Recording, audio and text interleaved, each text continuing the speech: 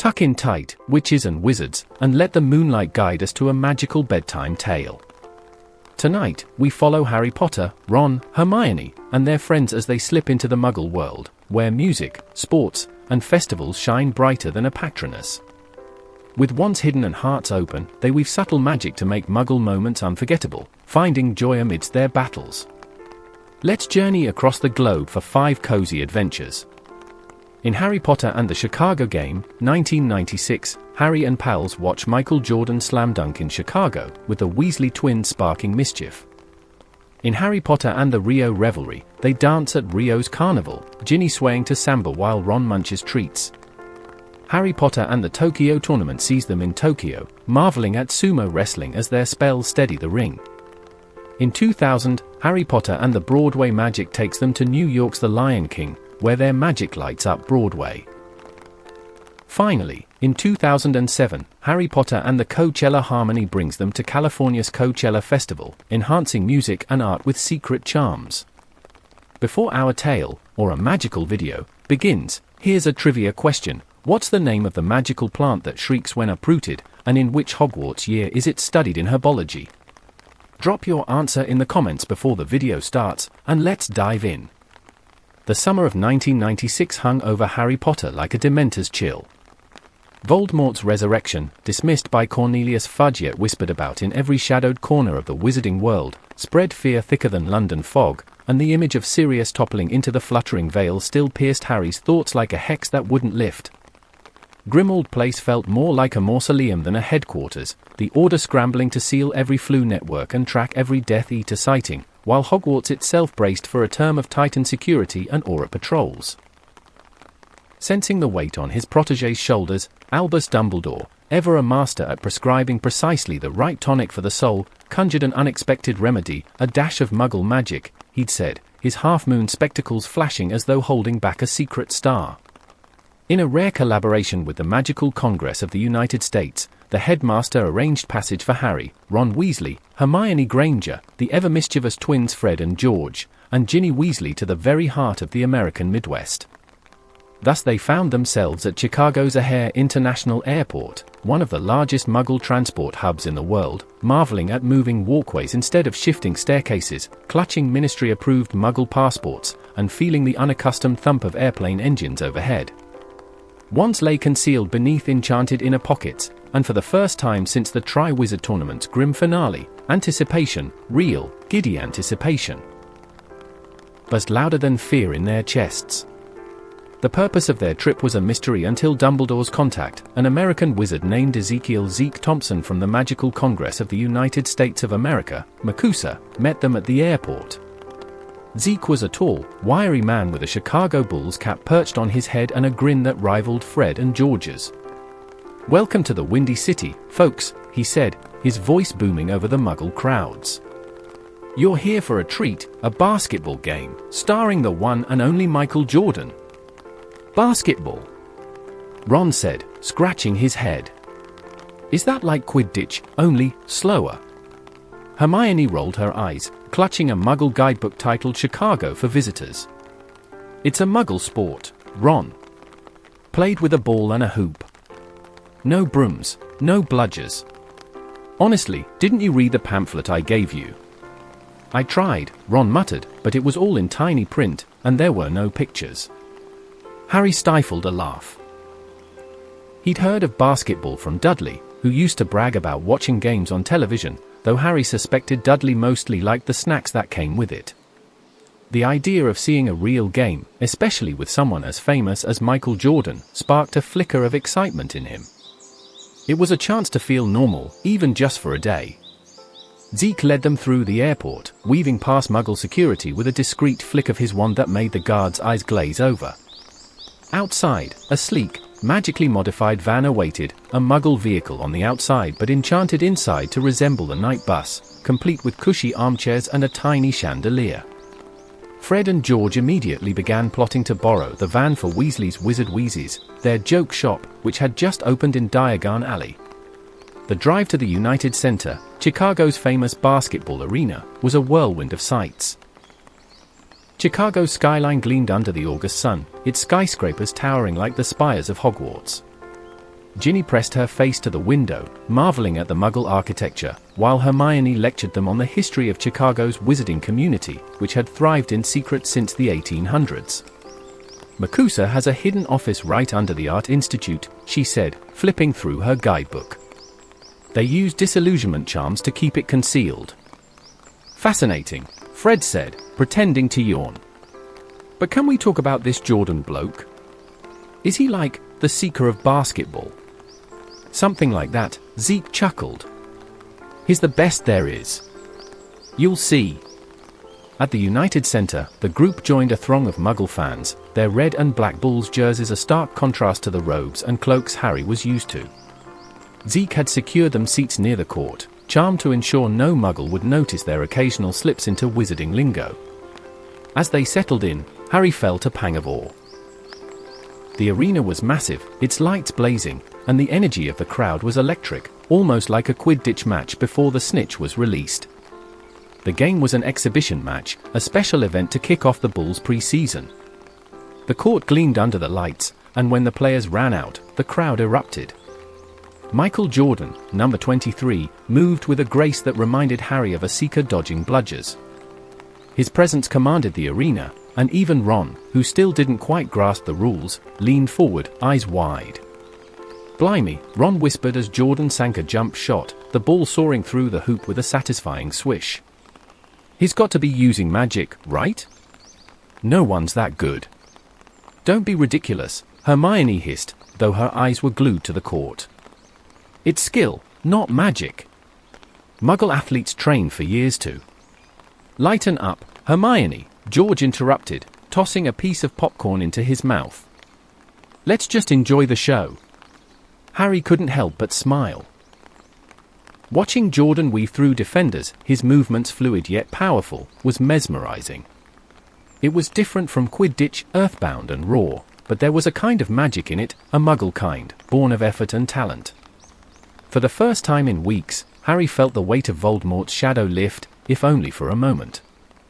Halfway through the third quarter, just after Michael Jordan timed a gravity-defying fadeaway, Fred and George Weasley began to exchange the familiar, conspiratorial glances that always presaged mischief.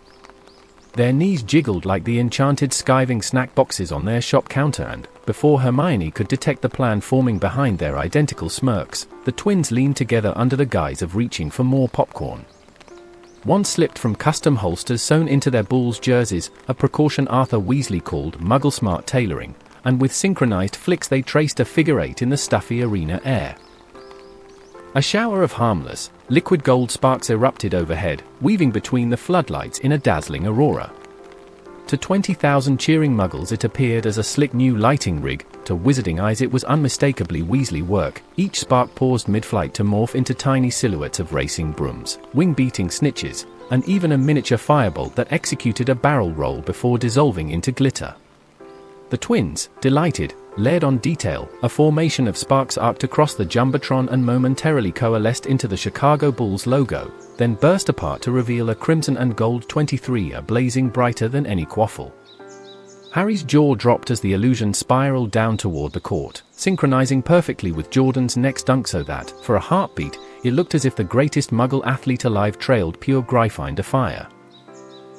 The crowd went berserk, mistaking the spectacle for a surprise halftime teaser, and arena staff merely shrugged and cranked the volume on the sound system. "Stop that!" Hermione hissed, nearly upending her souvenir soda as she lunged across Ginny to throttle the twins. Her voice was sharp with alarm. "Do you want MACUSA citing us for gross violations of the International Statute of Secrecy? Rappaport's law doesn't take kindly to flashbang theatrics."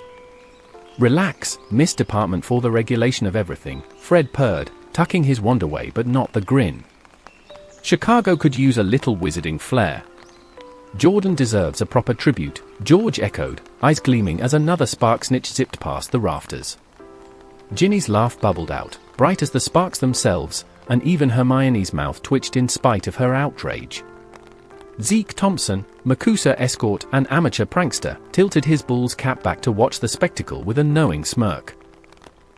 "You lot are trouble," he drawled, but there was more admiration than reprimand in his tone. and a faint flick of his own wand ensured the sparks diffused before any overcurious camera could zoom in.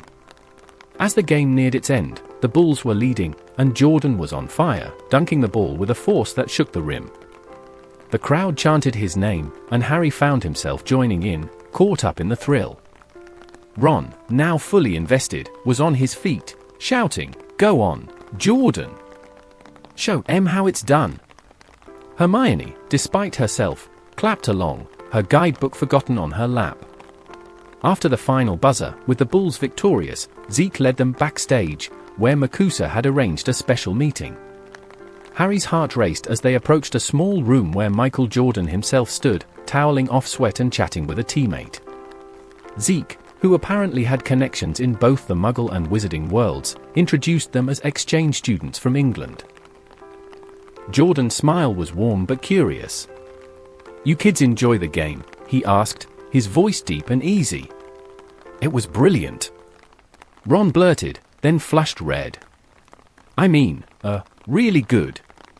Like Quidditch, but on the ground."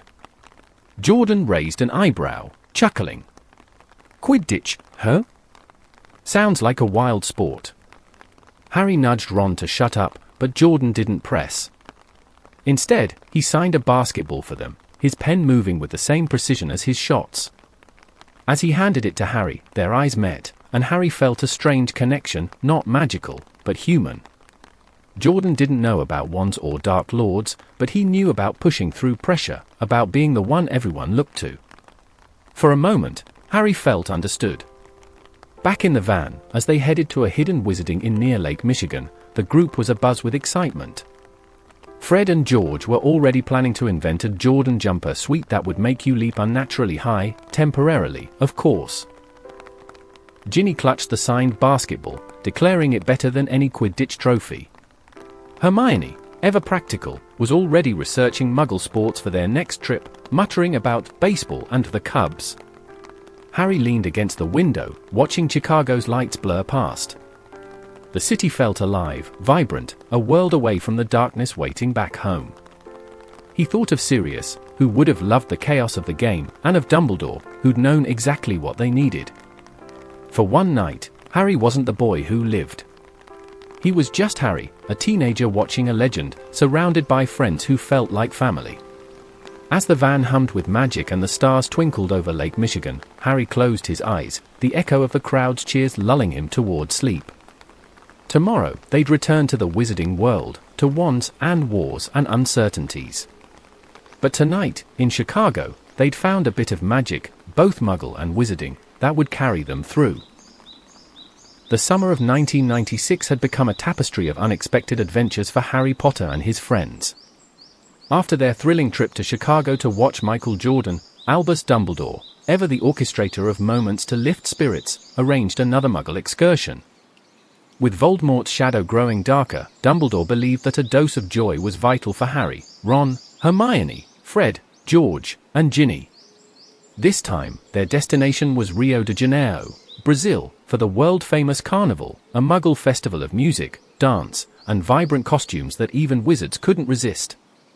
The group arrived via Portkey, a battered samba drum hidden in a London alley, landing in a concealed wizarding outpost on the outskirts of Rio. The air was warm, thick with the scent of tropical flowers and the distant pulse of samba drums. Their guide, a lively Brazilian witch named Isabella Mendes from the Castellabraxo School of Magic, greeted them with a dazzling smile. Her robe shimmered with emerald and gold, reflecting the festive spirit of Carnival. "Bem-vindos ao Rio," she exclaimed, her wand tucked into a vibrant headscarf. "You're in for a treat. Carnival is Muggle magic at its finest, but we'll add a little of our own, Sim." Ron, still clutching the signed basketball from Chicago, looked around, bewildered. "This is mental," he said, staring at a group of Muggle street performers juggling flaming torches. "It's like Hogsmeade on Pepper-Up Potion." Hermione, predictably, had her nose in a new guidebook, Magical Brazil, A Wizard's Guide to the Tropics. "Carnival is one of the largest cultural festivals in the world," she said, adjusting her sun hat. "It's rooted in Muggle traditions but has wizarding parallels. Castellabruxo students often sneak in to join the parades, using minor charms to enhance their costumes. Enhance their costumes, Fred said, his eyes lighting up. Now that's our kind of magic. Within reason, Hermione warned, eyeing Fred and George. MACUSA and the Brazilian Ministry of Magic have strict rules about magic in Muggle settings. Ginny snorted. Since when have Fred and George followed rules? Harry grinned, feeling the weight of the past year, Sirius's loss, the prophecy, Voldemort's return, ease slightly in the warm Brazilian sun. Rio's energy was infectious, and the promise of a festival unlike anything at Hogwarts sparked a rare sense of anticipation. Isabella led them to a magically expanded van, its exterior disguised as a colourful taxi but its interior resembling a cozy wizarding tent, complete with cushioned benches and a small cauldron brewing guarana-flavoured tea. As they drove toward Copacabana Beach, where carnival preparations were in full swing, the city unfolded like a vibrant painting. Palm trees swayed, street vendors sold mangoes and coconuts, and music spilled from every corner. Ginny pressed her face to the window, enchanted by the Muggle crowds in glittering costumes, while Ron marveled at the sheer scale of it all. "Blimey," he said, watching a samba school rehearse, their drums shaking the air. "It's like the Quidditch World Cup, but with feathers."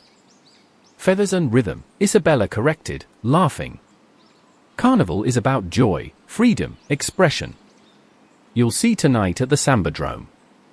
The Sambadrome, a massive outdoor arena, was the heart of Carnival's parades. Isabella had secured them seats in a charmed section, hidden from Muggle eyes by a subtle disillusionment charm. As they settled in, the sun dipped below the horizon, painting the sky in hues of orange and pink. The crowd roared as the first samba school entered, their floats towering like moving castles, adorned with flowers, mirrors, and dancers in costumes that shimmered like phoenix feathers. Harry was transfixed. The dancers moved with a precision that rivaled a seeker's grace, their steps weaving stories of Brazilian folklore.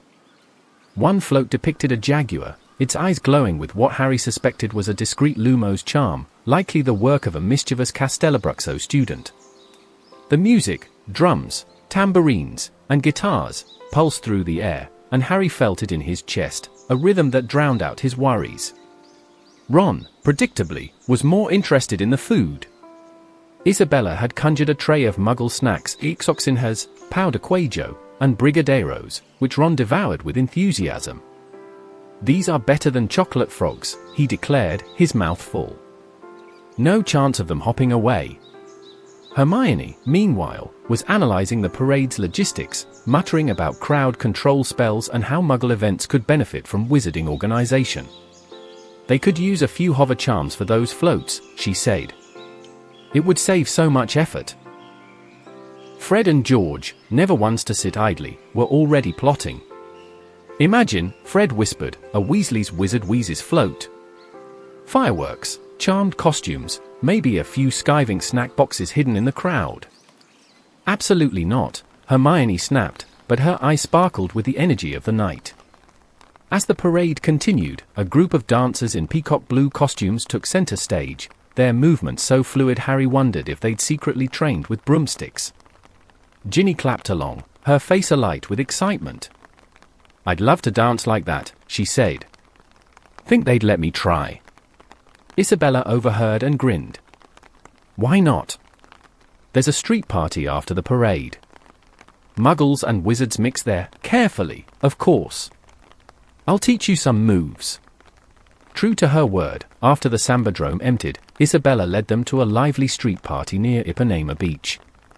The air was thick. The street party near Ipanema Beach was a whirlwind of color and sound. Lanterns strung between palm trees cast a warm glow over the cobblestone streets, where Muggle revelers danced in costumes that rivaled the most extravagant dress robes at Hogwarts Yule Ball. Feathers, sequins, and vibrant fabrics swirled as samba music pulsed from every corner, blending with laughter and the clink of caipirinha glasses. Harry Potter, still reeling from the Sambadrome spectacle, felt a spark of something he hadn't in months, pure, unburdened joy. Beside him, Ron Weasley was still munching on a brigadeiro, chocolate smudged on his chin, while Hermione Granger scanned the crowd, her analytical mind likely categorizing the Muggle costumes. Fred and George Weasley were already whispering about slipping a few canary creams into the punch bowl, and Ginny Weasley bounced on her toes, eager to join the dancers. Their guide, Isabella Mendez, a vibrant witch from Castellabruxo, led them into the heart of the party. "This is where Carnival truly lives," she said, her eyes gleaming. "Muggles and wizards dance together here, though the wizards keep their wands hidden. Follow my lead, and don't do anything too obvious." She shot a pointed look at Fred and George, who grinned innocently.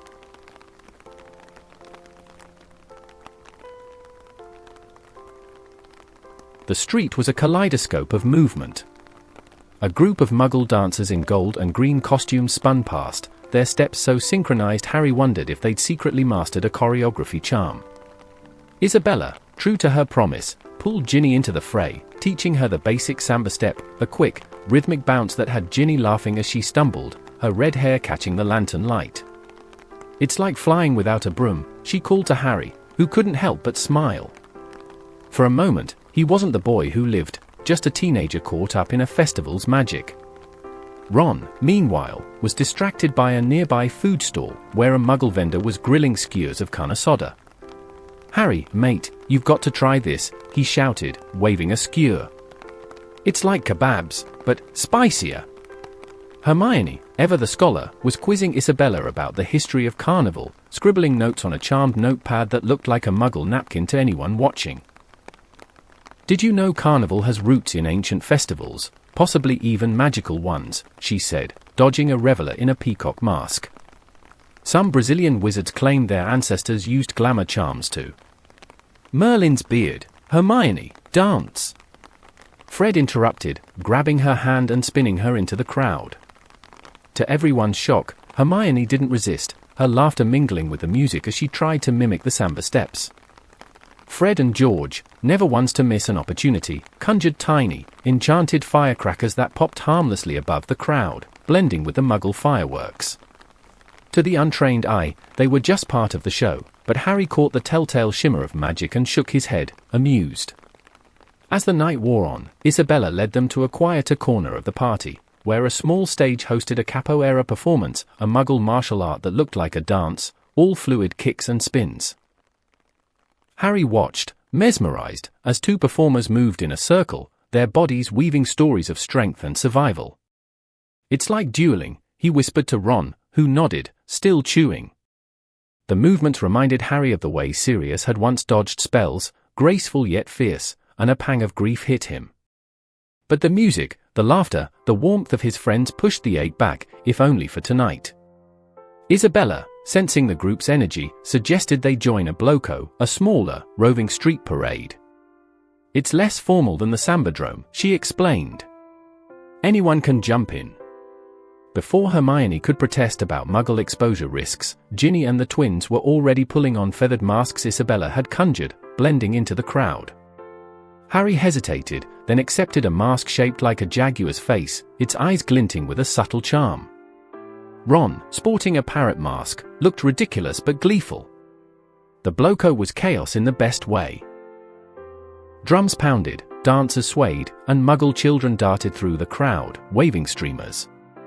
Fred and George, unable to resist, cast a discreet colaveria to make their masks shift colors every few seconds, earning gasps from nearby Muggles who assumed it was carnival flair. Hermione, now loosened up by the festive spirit, cast a gentle sonorous to amplify their laughter, making it ring over the drums. "Just this once," she said, catching Harry's surprised look. "Don't tell Professor McGonagall." Harry joined the dance, his movements clumsy but earnest. The jaguar mask felt like a shield, letting him be just another reveler, not the chosen one. Ginny spun past, now a natural at samba, her mask a burst of crimson feathers. "Come on, Harry," she shouted, grabbing his hand. They twirled together, the crowd a blur, and for a moment, Harry felt like he was flying, the ground as freeing as the sky on his firebolt. As the bloco wound toward the beach, the ocean stretched before them, its waves catching the moonlight. Isabella gathered them near a palm tree, where a Muggle band played a softer bossa nova tune. "This is Rio's heart," she said, gesturing to the sea, the stars, the fading drums. Muggles and wizards both find magic here. She handed them each a small, enchanted shell that glowed faintly when held. A keepsake, she said. Castellabruxo tradition for carnival guests. Ron, still holding a skewer, tucked his shell into his pocket. Better than a Quidditch trophy, he said, echoing Ginny's words from Chicago. Ginny clutched hers, already planning to show it to Luna Lovegood, who'd love its subtle charm. Fred and George were whispering about replicating the shells for their joke shop, maybe with a prank twist. Hermione, examining hers, murmured about enchanting techniques, while Harry turned his over in his hand, feeling its warmth. It wasn't a Horcrux or a wand, but it held a different kind of power, the memory of a night without fear. As the van took them back to the Wizarding Inn, Rio's lights fading behind them, Harry leaned against the window, the shell in his pocket. The others chattered, Ron about food, Hermione about history, the twins about pranks, Ginny about dancing, but Harry let their voices wash over him like the ocean's waves. Sirius would have loved this, he thought, picturing his godfather twirling in a ridiculous mask. Dumbledore had been right again, a night of Muggle magic had stitched a bit of light into their hearts. The inn, hidden behind a charmed favela wall, welcomed them with soft beds and the scent of jasmine. As Harry drifted toward sleep, the samba's rhythm lingered, a reminder that even in dark times, joy could be found, not in spells, but in friends, music, and a city alive with celebration. Tomorrow, they'd face the Wizarding World's battles, but tonight, Rio's magic held them close. The summer of 1996 had woven a thread of unexpected light through Harry Potter's life. After their exhilarating trips to Chicago for a basketball game and Rio de Janeiro for Carnival, Albus Dumbledore, ever attuned to the needs of his students, arranged one final Muggle adventure before the school year began. With Voldemort's return casting a shadow over the Wizarding World, Harry, Ron Weasley, Hermione Granger, Fred, George, and Ginny Weasley found themselves in Tokyo, Japan, to witness a Muggle sumo wrestling tournament, a spectacle of strength and tradition that Dumbledore thought might resonate with their resilient spirits. Their arrival was, as usual, via Portkey, a chipped porcelain teacup tucked behind a London bookshop, that deposited them in a hidden wizarding dojo near Asakasa. The air was warm and fragrant with cherry blossoms, despite the late summer season, thanks to a subtle blooming charm cast by their guide, Hana Tokahoshi, a cheerful witch from Mahotokoro, Japan's wizarding school. Hana's robe shimmered like a koi pond, and her wand was tucked into an obi sash. "Welcome to Tokyo," she said, bowing slightly.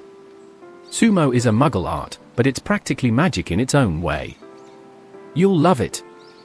Ron, still clutching the glowing shell from Rio, squinted at the bustling street outside the dojo, where Muggle vendors sold yakitori skewers and colorful paper lanterns swayed. "Sumo? That's the one with the big blokes pushing each other, right?" he asked, sounding skeptical. "Sounds like Hagrid wrestling a troll." Hermione, predictably, was already flipping through a Muggle guidebook, Tokyo Traditions, a Visitor's Guide. "Sumo is a centuries-old sport," she said, adjusting her glasses. "It's steeped in ritual, like a wizarding duel, but with strict rules and no wands. Mahotokoro students sometimes sneak in to watch, using disillusionment charms." "Disillusionment charms, eh?" Fred said, exchanging a look with George. "Plenty of room for a bit of Weasley magic, then." "Behave," Hermione warned, though her tone was softer after Rio's festivities. Ginny grinned, clearly hoping the twins would ignore her. Harry felt a flicker of excitement. The weight of Sirius's loss and the prophecy about Voldemort still lingered, but the hum of Tokyo's energy, its blend of ancient and modern, promised a distraction. He was curious to see sumo, a sport he'd only heard of in passing from Dudley's television rants. Hannah led them to a magically modified rickshaw, its exterior plain but its interior plush with silk cushions and a tiny cauldron brewing matcha tea. As they rolled toward Ryogo Kokujikan, Tokyo's sumo arena, the city unfolded like a scroll painting. Neon signs glowed beside ancient shrines, and Muggle crowds in kimonos mingled with those in jeans. Ginny marveled at a temple's curved roof, while Ron gawked at a vending machine dispensing everything from soda to umbrellas. "Muggle Japan is bonkers," he muttered, pressing buttons until Hannah gently pulled him away. At the Kokujikan, the atmosphere was reverent yet electric. Hana had secured them seats in a charmed balcony, veiled by a subtle muggle-repelling charm to prevent odd looks when they discussed magic. The arena was a sea of banners and clapping fans, and the ring, a raised clay platform called a dohyo, felt like a stage for a sacred ritual. Harry sensed a quiet power in the space, not unlike the Great Hall at Hogwarts before a sorting ceremony. The tournament was a September basho, one of 6 annual sumo events. As the first wrestlers entered, their massive frames draped in ceremonial aprons, the crowd hushed. The referee, in a silk robe, looked almost like a wizard, and Harry half expected him to pull out a wand. The rituals, salt-tossing, stomping to drive away spirits, fascinated Hermione, who whispered about parallels to ancient wizarding cleansing spells. "It's like a muggle version of a banishing charm," she said, scribbling notes. Ron, less interested in history, was riveted by the matches. When 2 wrestlers collided, their force shaking the dohyo, he leaned forward, eyes wide. "Blimey, they're like human bludgers," he said. "Reckon Hagrid could take them." "Not without a strengthening potion," George quipped, earning a laugh from Ginny. Harry watched, captivated, as the wrestlers moved with surprising grace despite their size. Each bout was quick but intense, a test of strength and strategy that reminded him of dodging curses in a duel. One wrestler, a towering champion named Akebono, dominated the ring with a presence that rivaled Dumbledore's. Harry felt a kinship. Not in size, but in the weight of expectation Akebono carried, every eye on him. Fred and George, predictably, couldn't resist meddling. During a break between matches, they discreetly cast a Kolovania spell, making the salt thrown in the dohyo shimmer gold for a moment. To Muggles, it looked like a trick of the light, but Hana shot them a warning look. "Mahatokoro has rules," she said, though her smile betrayed amusement. "Keep it subtle." "Subtle's our middle name," Fred lied, as George conjured a tiny, enchanted origami crane that fluttered above their seats before dissolving. As the tournament progressed, the group soaked in the atmosphere. Ginny clapped along with the crowd's rhythmic slaps, while Ron devoured a bento box Hana had conjured, stuffed with sushi and tempura. "Better than pumpkin pasties," he declared, chopsticks wobbling. Hermione, loosened by the festive spirit, joined in the cheering, her guidebook forgotten. Harry felt the knot in his chest ease, the roar of the crowd drowning out memories of the Ministry's battle. After the final bout, with Akebono victorious, Hana arranged a rare treat, a visit to the stables, where sumo wrestlers trained. Using a translation charm to blend in as exchange students, they met a retired wrestler who showed them the dohyo's construction. His hands, calloused from years of training, reminded Harry of Hagrid's, and his kind demeanor softened the group's awe. "Strength comes from heart," he said through Hana's charm, patting Ron's shoulder. Ron, flustered, mumbled about trying sumo himself, earning a laugh from Ginny. Back in the rickshaw, heading to a hidden wizarding inn near Ieno Park, the group buzzed with excitement. Fred and George plotted a sumo snack box that would make you temporarily bulk up like a wrestler, while Ginny clutched a tiny, charmed sumo figurine Hana had given them, its base glowing faintly. Hermione, already researching Japanese folklore, mused about yokai parallels in wizarding myths. Harry held his figurine, its weight grounding him. The day had been a reminder that strength wasn't just in spells or battles, but in moments shared with friends. As the inn's lanterns glowed and Tokyo's skyline sparkled outside, Harry lay in bed, the sumo's stomping rhythm echoing in his mind. Sirius would have loved the wrestler's flair, he thought, and Dumbledore's wisdom in sending them here felt like a gift. The war awaited, but tonight, Tokyo's traditions, Muggle and magical, cradled them in warmth, a shield against the dark. The summer of 2000 was a time of healing for Harry Potter.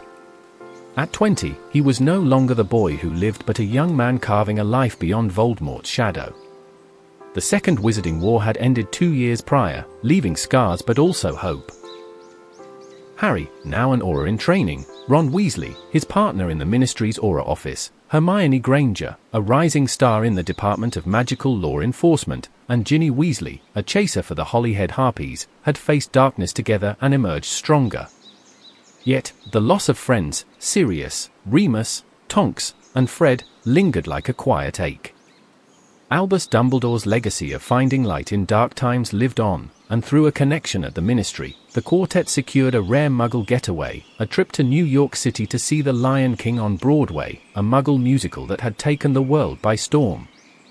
Their arrival was via a portkey, a cracked vinyl record hidden in Diagon Alley, that landed them in a concealed wizarding loft in Manhattan's Flatiron District. The loft, run by the Magical Congress of the United States of America, MACUSA, buzzed with the scent of coffee and the hum of protective charms. Their guide, Marcus Alvarez, a Broadway-loving MACUSA aura with a penchant for Muggle culture, greeted them with a grin. His wand was tucked into a pinstriped suit jacket, and his enthusiasm rivaled Ron's at a cannons match.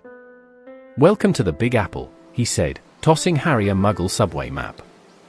"Broadway's magic is something else. Wait till you see those puppets move." Ron, now sporting a slightly more polished haircut but the same lopsided grin, peered at the map. "Puppets? Like those creepy things in Muggle toy shops? Why not just use a levitation charm and be done with it?" Hermione, clutching a Muggle guidebook, New York City, a cultural guide, rolled her eyes. "It's theater, Ron. The Lion King is based on a Muggle animated film, with music and costumes that tell a story. It's art, not magic, though I suppose the effect is similar."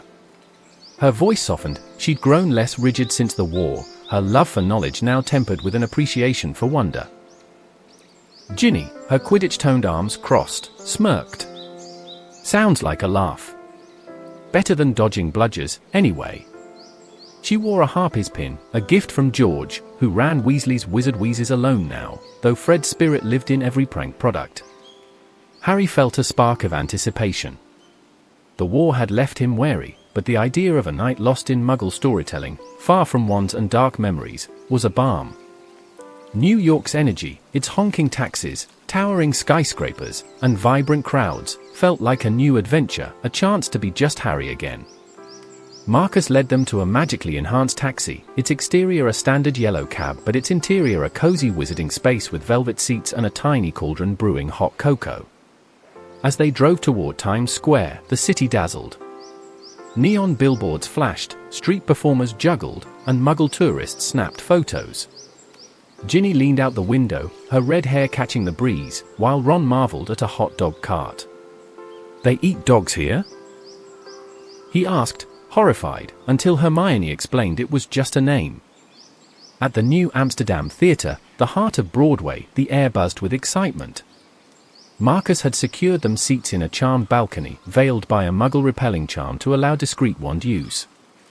The theatre's golden arches and plush seats reminded Harry of Hogwarts' Great Hall, but the crowd, dressed in everything from jeans to evening gowns, was pure Muggle. As the lights dimmed, a hush fell, broken by the opening chant of Circle of Life. The curtain rose, revealing a parade of animal puppets, giraffes, elephants, a lion cub, moving with a grace that felt almost magical. Harry was transfixed. The puppets, crafted by Muggle hands, moved as if charmed, their operators invisible yet precise. The music swelled, telling a story of loss, courage, and return that hit Harry harder than he'd expected. Simba's journey echoed his own, grief for a lost mentor, the weight of destiny, the fight to reclaim hope. Beside him, Ginny squeezed his hand, her eyes bright with tears, and Harry knew she felt it too. Ron, less poetic, was enthralled by the spectacle. "Blimey, how do they make that lion move without magic?" he whispered, earning a shush from Hermione. She was engrossed, her guidebook forgotten, her face lit by the stage glow. "It's like a transfiguration spell," she murmured, but with fabric and wood.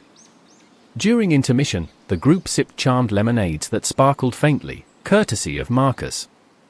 Ron, still buzzing, declared the hyena puppets creepier than a Dementor, while Ginny raved about the costumes, imagining a Quidditch uniform inspired by the gazelles. Harry, quieter, felt the story's pull, its themes of healing stirring memories of Fred's laughter and Sirius's grin. He wished they could have seen this, but the thought wasn't as heavy as it once was. True to form, the group couldn't resist a touch of magic. When a Muggle child dropped a program, Hermione discreetly used Accio to return it, earning a puzzled smile from the kid's parent. Ron, inspired by the stage effects, tried to conjure a tiny firefly-like spark to mimic the show's lighting, but Marcus quickly extinguished it with a wave of his wand. "No pyrotechnics," he said, chuckling. MACUSA's got enough to handle with tourists. As the musical ended with Simba's triumph, the crowd roared, and Harry joined in, clapping until his hands ached. The story's hope lingered, a reminder that even after loss, life could rebuild. Marcus arranged a backstage tour, using a translation charm to pass them off as theatre students. They met a puppeteer who explained the mechanics of the lion mask, her passion rivaling Hermione's for spellcraft.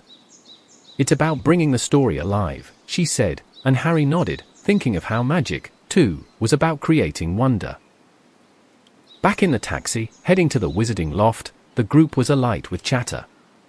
Ron rambled about staging a Quidditch musical, Hermione analyzed the show's African influences, and Ginny planned to owl George about prank puppets for the shop. Harry held a charmed playbill, its title glowing faintly, a gift from Marcus. It wasn't a Horcrux or a wand, but it held a different magic, a night of stories that healed. At the loft, under Manhattan's starry skyline, Harry lay in bed, the musical's melodies echoing. The war was over, but its echoes remained. Yet, in New York's lights, in his friends' laughter, he found strength to move forward. As sleep took him, the city's hum felt like a lullaby, promising more adventures, muggle and magical, in a world worth fighting for. The summer of 2007 was a time of balance for Harry Potter, now 27, and a seasoned aura at the Ministry of Magic. Nearly a decade had passed since the Second Wizarding War, and though the scars of loss, Sirius, Remus, Tonks, and Fred remained, Harry, Ron Weasley, Hermione Granger, and Ginny Weasley had built lives woven with hope. Ron, his partner in the Aura office, Hermione, a trailblazer in the Department of Magical Law Enforcement, and Ginny, retired from the Holyhead Harpies and now a Daily Prophet Quidditch columnist, cherished these moments of normalcy. Inspired by past Muggle adventures and a ministry connection with the Magical Congress of the United States of America, MACUSA, they secured a new trip to Indio, California, near Los Angeles, for the 2007 Coachella Valley Music and Arts Festival, a global celebration of music and art that felt like a Muggle equivalent of a Hogwarts feast. They arrived via a portkey, a sun-bleached festival wristband hidden in a Diagon Alley music shop, that landed them in a concealed wizarding tent on the Coachella grounds. The tent, charmed to blend with Muggle campsites, smelled of sage and hummed with protective spells. Their guide, Diego Morales, a MACUSA aura with a passion for Muggle music, greeted them with a grin. His wand was tucked into a tie-dye shirt, and his energy rivaled Ron's at a Chudley Cannons match. "Welcome to Coachella," he said, tossing Ginny a Muggle festival map. 3 days of music, art, and vibes. Keep your wands discreet, Muggles are everywhere, but they're too busy dancing to notice much. Ron, his freckled face now framed by a slightly scruffier beard, studied the map, puzzled. "Blimey, this place is huge. Bands, tents, and what's at a DJ? Sounds like something George would sell at the shop." He wore a Weasley's Wizard Wheezes pin, a nod to George's thriving business, still infused with Fred's spirit. Hermione, clutching a Muggle guidebook, Southern California festivals, sighed fondly. "Coachella's a cultural phenomenon, Ron. It's music, art installations, and community. In 2007, bands like Red Hot Chili Peppers and Arcade Fire are headlining.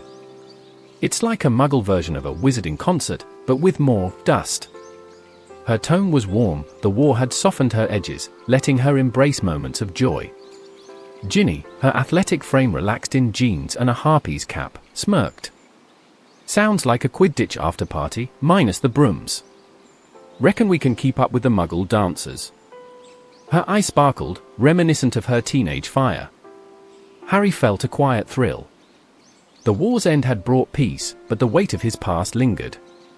Coachella's promise of music and freedom, set against the California desert's vastness, felt like a chance to breathe.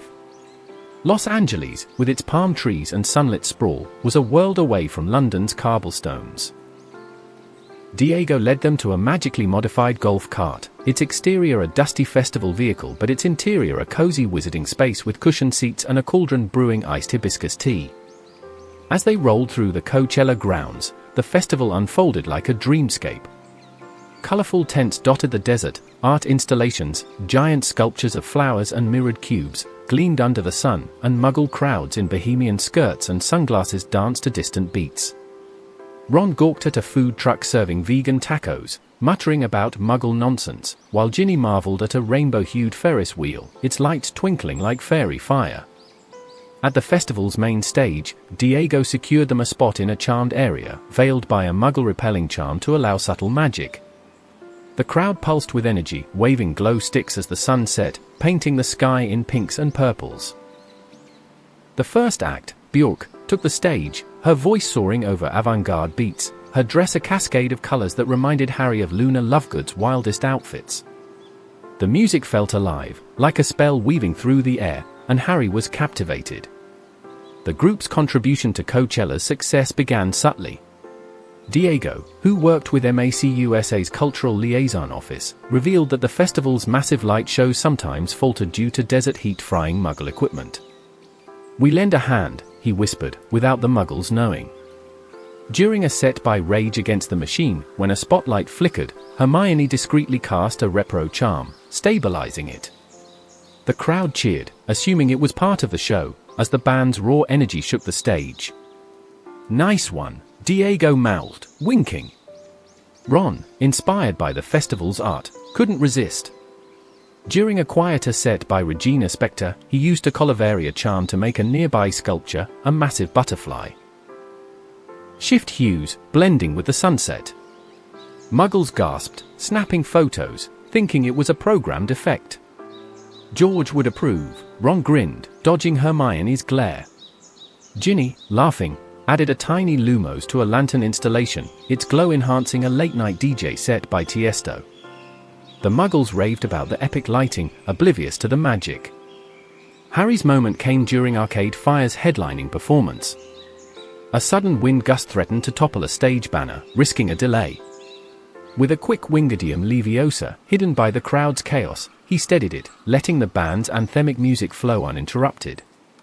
The crowd roared, swept up in the moment, and Harry felt a rush, not of heroism, but of quiet pride in helping create joy. Between sets, the group explored the festival. Ron devoured a falafel wrap, declaring it better than Hogwarts chips, while Hermione analyzed the art installations, noting parallels to wizarding sculptures that moved with charms. Ginny, ever the competitor, joined a Muggle drum circle, her rhythm earning cheers. Harry wandered through a field of glowing orbs, their light reminiscent of Patronus charms, and felt a pang for those lost. But Ginny's laughter, Ron's banter, and Hermione's smile grounded him, a reminder of what they'd fought for. Diego arranged a backstage meet and greet, passing them off as music journalists with a translation charm. They met a member of Interpol, who shared stories of touring, his passion mirroring Ginny's for Quidditch. "It's about connecting," he said, and Harry nodded, thinking of how music, like magic, brought people together. As the festival ended, the group gathered under a starry desert sky, clutching charmed wristbands from Diego that glowed faintly with a melody when touched. Ron planned to show his to George for shop inspiration, Hermione mused about Muggle music's cultural impact, and Ginny vowed to write a profit column on Coachella's energy. Harry held his wristband, its warmth a small anchor. The war was past, but its lessons lingered. Joy was worth protecting, Muggle or magical. In their tent, as Coachella's distant beats faded, Harry lay back, the music's echo a lullaby. Los Angeles had gifted them a weekend of harmony, a reminder that even in a desert, life bloomed. As sleep took him, the stars above felt like a promise of more adventures, shared with those who made him whole. The dog days of July 2012 drifted across London on air that tasted of sunsoft tarmac and roasted chestnuts from embankment carts. For most Britons, the summer promised pageantry, Queen Elizabeth's Diamond Jubilee celebration still shimmered in collective memory, and, within weeks, the Olympic cauldron would hiss alight inside the newly built Stratford Stadium. Yet for Harry Potter, now 32, head of the Aura office, lightning scar fading but never forgotten, another anniversary pressed heavier on his heart. 14 years since a flame-haired twin had laughed for the last time in the rubble of Hogwarts. Grimmauld Place felt strangely alive these days. Creature fussed about with polished silver and knitted elf-sized bunting in Gryffindor colours, the front hall portrait of Walburga Black had been permanently silenced by a charm Ginny invented, tongue-tying tar-like sealant, works wonders on slanderous gratants. Upstairs, 8-year-old James Sirius announced broom crash experiments with the authority of a ministry undersecretary. 6-year-old Albus scrawled Quidditch lineups in emerald crayon. 4-year-old Lily Luna pirouetted a battered toy snitch through doorways, convinced it preferred ballet to sport. It was in this cheerful chaos that an urgent memo from Minister Kingsley Shacklebolt arrived by flu. Confidential, Muggle-Wizard Liaison. Olympic Organizing Committee has requested discreet assistance ensuring ceremony safety and pyrotechnic spectacle. Your task force: Potter, Weasley, Granger, Weasley, G, Delica, Gabrielle, Morales, Diego, Macusa. See attached Ashbourne Intel. KS. Harry's eyes flicked across the parchment. The Ashbourne. A ragtag clutch of ex-snatchers who believed England's magical heritage was sullied whenever Muggles gathered in massive crowds upon hallowed wizarding ground. Their rhetoric had grown more brazen since the Jubilee. Rumour placed a cell near Eastham, uncomfortably close to Olympic Park. Ginny, reading over his shoulder, squeezed his arm. Looks as though the universe owes us another undercover holiday, she said, voice soft but eyes bright. And this time we're bringing the kids, safely chaperoned by Mum, of course. Harry managed a grin. The notion of thousands of unsuspecting Muggles congregating beneath enchanted fireworks felt equal parts exhilarating and terrifying. Yet Dumbledore's lesson lingered, light flourished where everyday wonder met subtle magic. Chicago sparks, Rio sambas, Tokyo's stamp of some strength, Coachella's glowing wristbands, all had proven that truth. The following Saturday, the task force gathered in a ministry briefing chamber scented faintly of flue soot and parchment. Ron, now deputy head Auror, sported a ginger beard and a WWW lapel pin shaped like a fanged fizzing whiz-bee, George's latest edible mascot, he explained proudly. Hermione strode in with a satchel packed fuller than a Niffler's pouch, copies of the Olympic Village Handbook, updated statute of secrecy clauses, and a dog-eared guide to modern Muggle electronics bookmarked at large-scale lighting rigs. Diego Morales, their Californian Macusa friend from Coachella days, arrived swirling a takeaway espresso the size of Hagrid's mug. Same ministry, different decade, he quipped, flicking 2 fingers in greeting. Heard London's calling, so I grabbed my best anti-concussion charms, those rhythmic gymnastics ribbons can take an eye out. Last through the door drifted Gabrielle Delica, Fleur's younger sister, now a lithe 27-year-old liaison for the Department des Jeux Magiques in Paris. Silver blonde hair fell over periwinkle robes threaded with the faint shimmer of Vila ancestry. She kissed cheeks in the French fashion and produced a slim box, handcrafted brioche Olympique sprinkled with enchanted sugar that sparked blue, white and red. For courage, she said, twinkle uncanny like her sisters. Torch team, Ron proclaimed, mouth already full of brioche, to Stratford we march. Stratford's skyline had transformed since their Hogwarts days. A swirl of cranes and glass towers ringed a sleek park threaded by canals. Giant Olympic rings, paint still tacky, hovered magically over a breezeway, disguised merely as sculptural art. Hermione explained the protective layering, a mild repelling charm atop a notice minot to prevent curious selfies from interfering with stabilizing runes. Their ministry motorcar. A nondescript Volvo charmed with infinite boot space, passed checkpoints with ease. Kingsley's clearance letter was enough for the Muggle security officer, whose badge read T. Johnson. Hermione subtly flicked her wand, muffliato. We're consulting in, pyrotechnics, she said breezily whilst James pressed his face to the window, awestruck by flags flapping atop athletes' dormitories. Inside the village, magical and Muggle lines blurred delightfully. A Kenyan long-distance runner jogged past Gabrielle, calling Bonjour, a team physio discussed shoulder charms with a discreet St. Mungo's healer disguised as a masseur. Even Fred would have gawked if vending machines dispensed color-changing isotonic drinks. Hermione suspected wizard tweaks, autonomous shuttle pods hummed along rails like miniature night buses. That evening, while Molly Weasley settled the children in a reserved townhouse warded tighter than Gringotts, Harry's team toured the main stadium. Engineer Crane slumbered against a lavender sky. Rows of pristine white seats awaited spectators like eager chess pieces. At midsummer twilight, the place felt holy. Tomorrow they rehearsed the petal cauldron trick, Chief Lighting Director Jocelyn Tanner explained, gesturing to a scale model of copper petals arranged like an unopened water lily at pitch side. We've got hydraulics, flamers, fail-safes up the wazoo, but last week a mechanic found an odd black powder in the rig. Forensics said it wasn't gunpowder. You folk were recommended for consultation. Care to enlighten me? Hermione coughed delicately. Probably nothing but corrosion, she said, nudging Ron. He cast a subtle specialist revelio, dull green sparks fizzed, Peruvian instant darkness powder, Weasley's Wizard Wheezes mark I someone had pilfered George's discontinued stock. Ron's freckles blanched. Fred's formula. Harry's scar prickled, not pain, but a warning akin to spider sense. The Ashbourne clearly valued theatrical symbolism. The next 48 hours blurred in drills, mapping escape portals, calibrating sonic illusions to mask stupefy blasts, cross-referencing Ashbourne sightings with London Saw's leyline exits. Teddy Lupin, now 14, turquoise-haired as ever, begged to intern.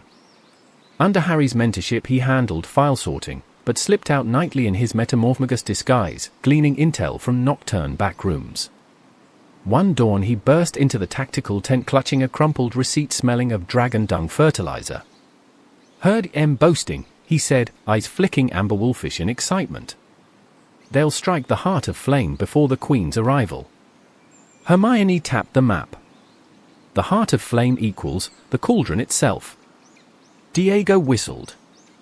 They hit that, opening ceremony goes dark on 30+ million live televisions. Statute breach would ricochet worldwide. Harry looked at Ron, at Ginny, at the faces that had stood in the rubble of the Great Hall. Then, he said, we defend the flame.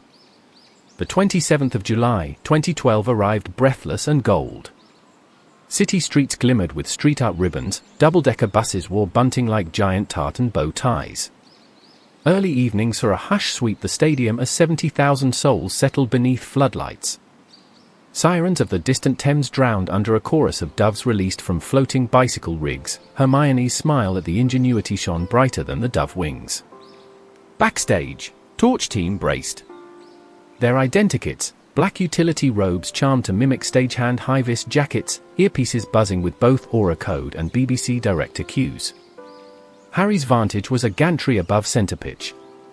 Through metal grating he watched Danny Boyle's dreamscape unfurl, maypoles, forging mills, chimney stacks rising from green fields, Britannia's industrial heartbeat pounding to Underworld's electronica.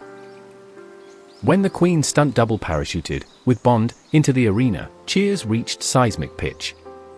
Ginny, stationed near the petal mechanics, whispered, hydraulics holding, watchers in place. She disguised her wand as a conductor's baton, each flick disguised as timing guidance to pit musicians. But mischief brewed. From a vent behind the lighting tower drifted a swirl of oily smoke, too viscous for generator exhaust. Harry signaled Ron, who invisibly descended ladders 3 rungs at a time. In the service corridor he caught 2 figures, hoods of ashy grey, masks fashioned from melted Death Eater silver. One hefted a jar of darkness powder, the other muttered incantations to blend fiendfire with muggle propane lines. Petrificus totalis. Ron's curse bound both. Yet a third saboteur, unseen, ignited the jar, pitching swirling gloom down the passageway toward the stage lifts. Gabrielle's voice crackled in the earpiece, smoke breach by central dais. Hermione planted both feet, raised her wand in a sweeping arc, and incanted a modified Ventus Diamond, a diamond-shaped gust tuned to channel rather than scatter.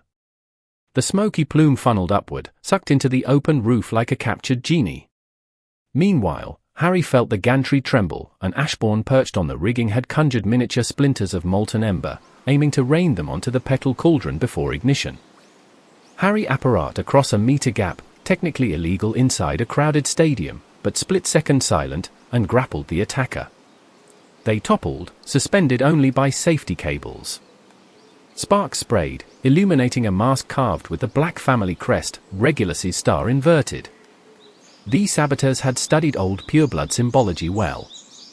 Harry wrenched the wand away, hissed, "Finite," and disapparated both of them into a side tunnel pre-warded as a holding cell. He rejoined the gantry in time to see the copper petals rise flawlessly, reflect orchestral flames and knit into a single cauldron that bloomed like sunrise. The world roared.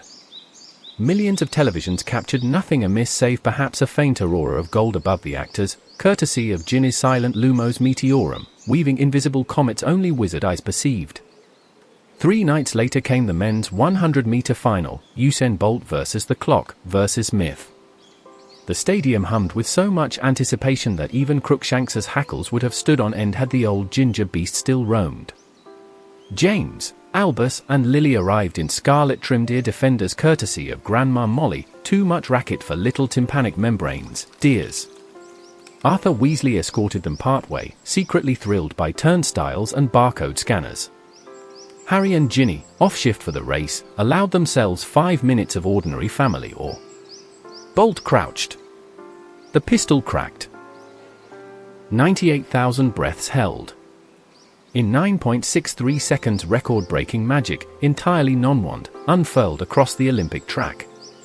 But beyond jubilant stands, 2 Ashbourne members had infiltrated a lighting catwalk, intent on dropping sacks of instant darkness powder mid-victory lap to spark panic. Teddy Lupin, exploring tunnels on a sanctioned errand to deliver pumpkin pasties to technicians, cultural exchange, Ron insisted, heard hushed chanting. Shifting into a nondescript electrician, he trailed them. Up on the catwalk tether the attackers slashed sack strings, but Teddy lunged, knocked one bag astray. Powder burst prematurely, engulfing the trio. Alarm sounded. Cameras whirred, but saw nothing but a brief blackout of one floodlight. James and Albus, returning from a bathroom break with Grandpa Arthur, noticed the single dark spot. Their innate mischief sensors tingled. James tugged an usher's sleeve, claiming his mum worked in special effects and something was off. The usher, perplexed, radioed floor ops, which alerted Hermione's comms. Within a minute Ron and Diego had sprinted to the catwalk, guided by Teddy's luminous wolf Patronus flickering inside the gloom like a blue torch. They tethered the saboteurs with binding rope, doused darkness with Ventus, and the race crowd never knew peril had lapped so near. That night, while fireworks crowned Bolt's medal ceremony, Harry hugged his sons. "Next time," he said quietly, alert an adult before adventuring. James nodded, but Harry glimpsed a familiar spark, Marauder legacy tempered by Lily's fierce compassion. Closing ceremony eve. Rain threatened, typical London farewell. Torch team swept final security. Hermione ticked boxes, satisfied. Yet underground storerooms housed a hazard she alone might recognize, dragon-forged torches from the torch relay, fueled by Gubrathian fire, eternally burning. Hermione's gut prickled. She stationed a silent boggart ward and left. At 2:30, sensor charms flared, an intruder. Harry, Ron, and Diego apparat into the narrow corridor of torch racks just as green-scarred Wilkes, a one-time snatcher, now Ashbourne leader, poured fiendfire seeds into Gubrathian flames, chanting Latin ripped from half-remembered McNair lectures. The mixture could have birthed an inferno unquenchable even by Aguamenti. Spells streaked. Stupefy. Expelliarmus. Wilkes deflected, barreling more powder. Flames lunged, forming serpentine heads. Diego erected a bulwark charm, Ron hurled a Weasley portable swamp pellet, dousing fiendfire curls in sticky, flame-smothering muck. Hermione arrived skidding, hissed, Siphonus Quelio.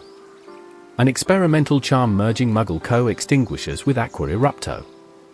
Pressurized mist blasted the torch rack, cooling metal and fiendfire simultaneously, the Latin incantation binding cursed flames into inert embers.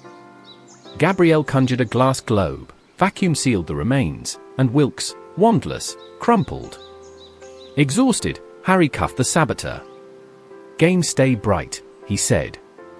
"Darkness waits another century." The 12th of August, 2012. A moon round as a galleon floated over Stratford. The closing ceremony, part rock concert, part illustrated storybook, burst to life. Supersized phoenix puppets wheeled across the cauldron. Invisibly, Ginny steered their winged joints with minute swishes, ensuring no puppet wire snapped mid-arc. Ron oversaw the glow-stick distribution, custom Weasley's WonderWiz models, whose slow-fade charms ensured the stadium twinkled long after final chords. When the cauldron petals folded inward and the flame deliquesced into a single column soaring skyward, Diego flicked his fingers. High above, silent wizard fireworks blossomed, rings within rings, seen only by the dozen ministry personnel hidden in luxury boxes. To Muggle cameras, they were artifacts of lens flare. To those few, they were a signature, magic guarding Muggle marvels, quietly, lovingly. Later, in Grimmauld Place's refurbished kitchen, Molly served lavender honey tea. George arrived, hugging James, Albus, Lily, then slipped Harry a small tin. Inside lay an Olympic pin, 5 rings overlaying the Weasley Wheezes logo. Fred would have flogged these by the crate, George murmured, eyes bright. Harry pinned it to the notice board beside children's drawings. Flying Dad read one scribble, his stick figure broom smeared with red gold crayons. That night, Ginny curled against him beneath an open window. London breathed, horns distant, rain-washed coolness through city trees. Somewhere over the river, the extinguished Olympic flame still glowed in memory. "We'll tell them someday," she whispered, watching James dream whistle a pretend Quidditch chant. How a little magic protected a big Muggle dream. Harry brushed a strand of red hair from her cheek and kissed the faint constellations of freckles there. And how that dream protected us right back. Outside, Creature hung miniature Gryffindor scarves on the banister for the children's knees come autumn drafts.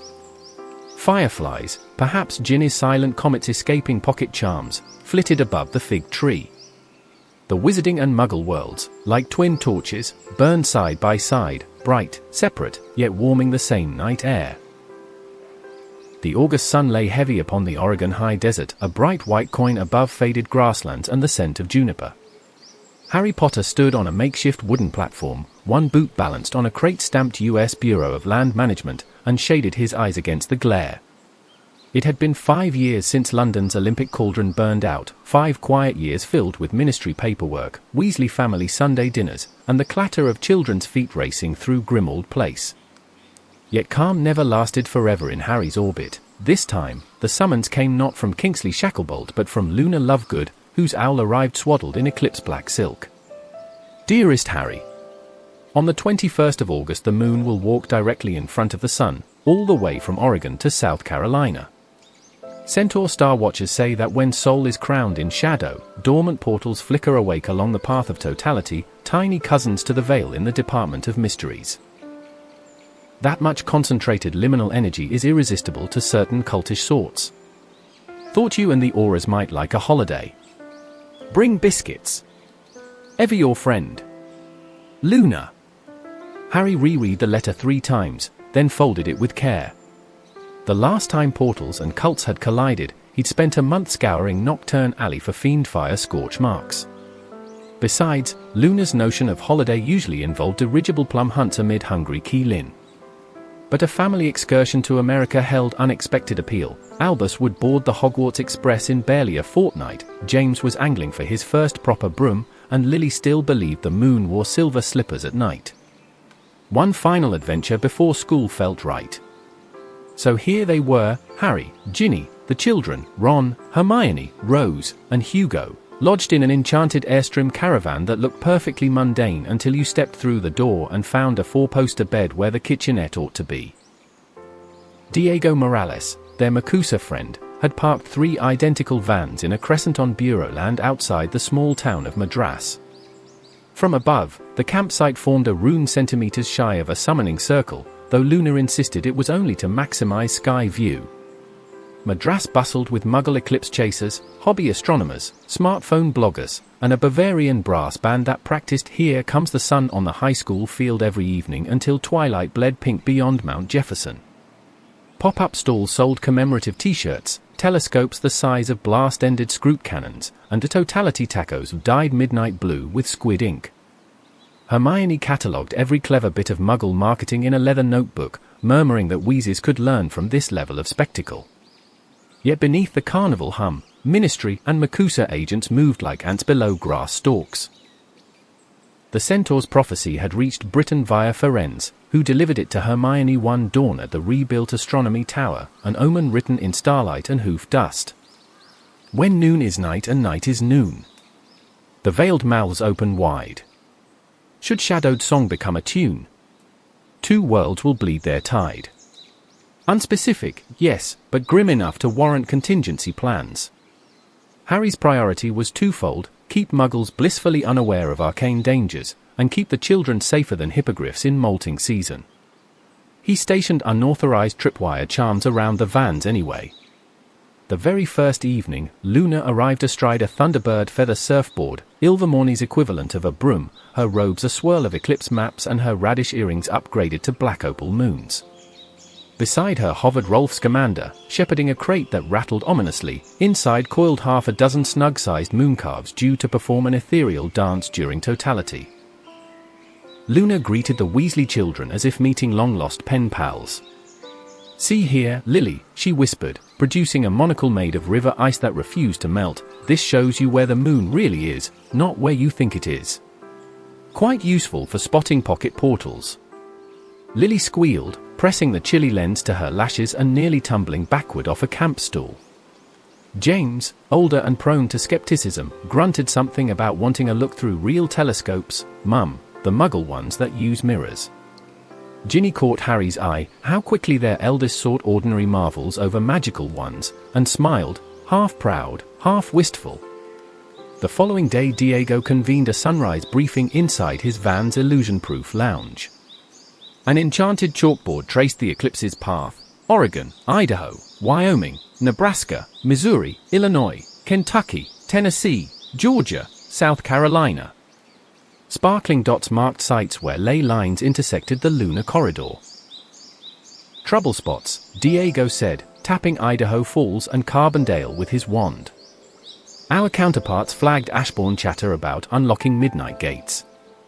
They crave publicity. A rift opening mid-picnic would thrust magic onto CNN faster than you can say obliviate. Ron chewed a strip of salted salmon jerky he'd bought at a gas station, brow furrowing. "So we guard the sky and the dirt and keep an eye on every wide-eyed tourist with a suspicious backpack." "Essentially," Hermione answered, pages rustling. MACUSA authorized moderate spell work, disillusionments, perimeter wards, non-lethal stunners. "Absolutely no fiendfire, Ron." He huffed. "Use fiendfire once and no one forgets." Preparation blurred into routine. Rose and Albus constructed pinhole viewers out of cereal boxes. James pestered Diego to teach him wandless sparks, little ones, nothing that sets the van on fire, promise. Hermione lectured Hugo on why protective eclipse glasses mattered even to wizard eyes, citing an obscure St. Mungo's case of solar retinopathy aggravated by Lumos addiction. At night Luna released the mooncalves, whose delicate ballet traced silver spirals in the dust, each leap leaving behind a faintly glowing hoofprint that faded by dawn. The Muggles camped farther down the ridge believed it some art installation and applauded politely. 2 evenings before the eclipse, the Serenity cracked.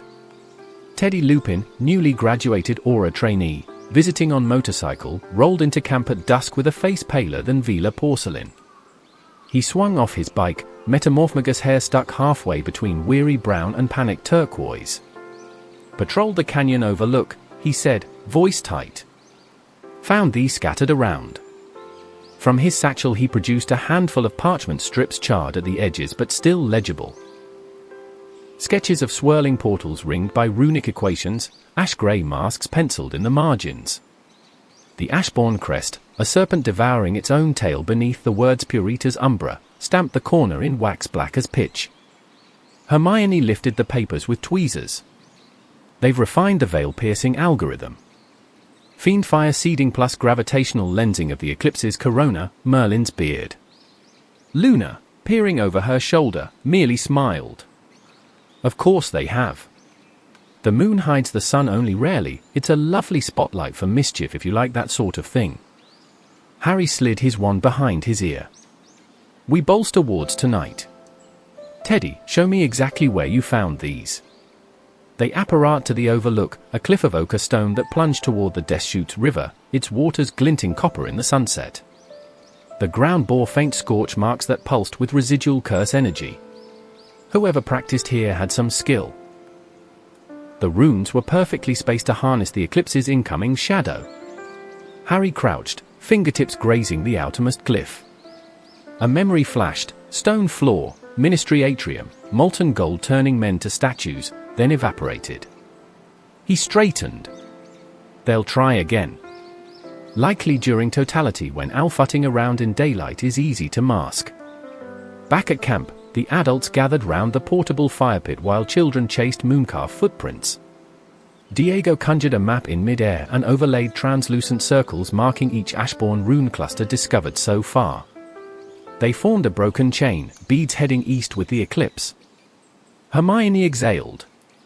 They're leapfrogging ahead of us, testing nodes, refining the spell until they reach maximum umbral depth.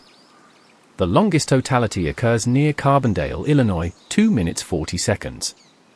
Carbondale, Ron repeated. Home of Southern Illinois University, large football stadium, Ginny supplied. Her profit research desk still fed her eidetic sports trivia. Thousands of spectators packed together. Perfect chaos, Harry murmured. Travel by broomstick under notice Minot charms could never outrun a 1,600-kilometer wide shadow, but portkey hops might. The ministry authorized a string of emergency portkeys disguised as vintage eclipse viewing glasses. Hermione, Luna, Diego, and Teddy would jump east 2 hours before dawn on eclipse day, triangulating wards around the stadium. Harry and Ron stayed to guard the Oregon node. If Ashbourne mags needed seeded runes on both rim and heart, cutting the first link might collapse the chain. That night's sleep came in fits. In the caravan's moonlit bunk, Harry lay awake listening to Ginny's even breathing and the faint squeak of Lily whispering to her plush Kneazle in the next alcove. He remembered Sybil Trelawney's trembling voice foretelling the Dark Lord's fall. Remembered the prophecy smashed on the ministry floor, shards glittering like captured stars. Prophecies were fickle until fulfilled. But Centaur astronomy rarely lied. Eclipse morning bloomed cobalt blue and uncannily still. Even the breeze seemed to pause. Breakfast was rushed, pumpkin spice pancakes flipped by Ron, who claimed American festivals required syrup thicker than Skeelgrow. At 9:02 the first nibble appeared on the sun, a sharp scallop chewed from its lower right rim. Cheers rippled through the valley campsites, camera shutters clicked like cicadas. Harry paced the outer wards, sensing for tremors. Nothing yet. Luna's team portkeyed east in a shimmer of green light that left the smell of peppermint. Ginny herded the children to the observation platform, each wearing ministry-approved glasses charmed against both ultraviolet and certain hex reflections. James bounced on tiptoes, Albus clutched his notebook, scribbling notes about moon velocity. Lily declared she could feel the sun getting sleepier. 15 minutes to totality, Harry's forearm hairs rose. A pulse, faint but certain, throbbed through the rune scar he'd earned repelling Wilkes's Fiendfire in London. He jogged downslope to the canyon rim where Teddy now stood, eyes gold-flecked. "Listen," Teddy whispered. Wind chimes rang. Except no chimes hung anywhere nearby. The sound slid through the air like chilled honey, high, crystalline, hypnotic.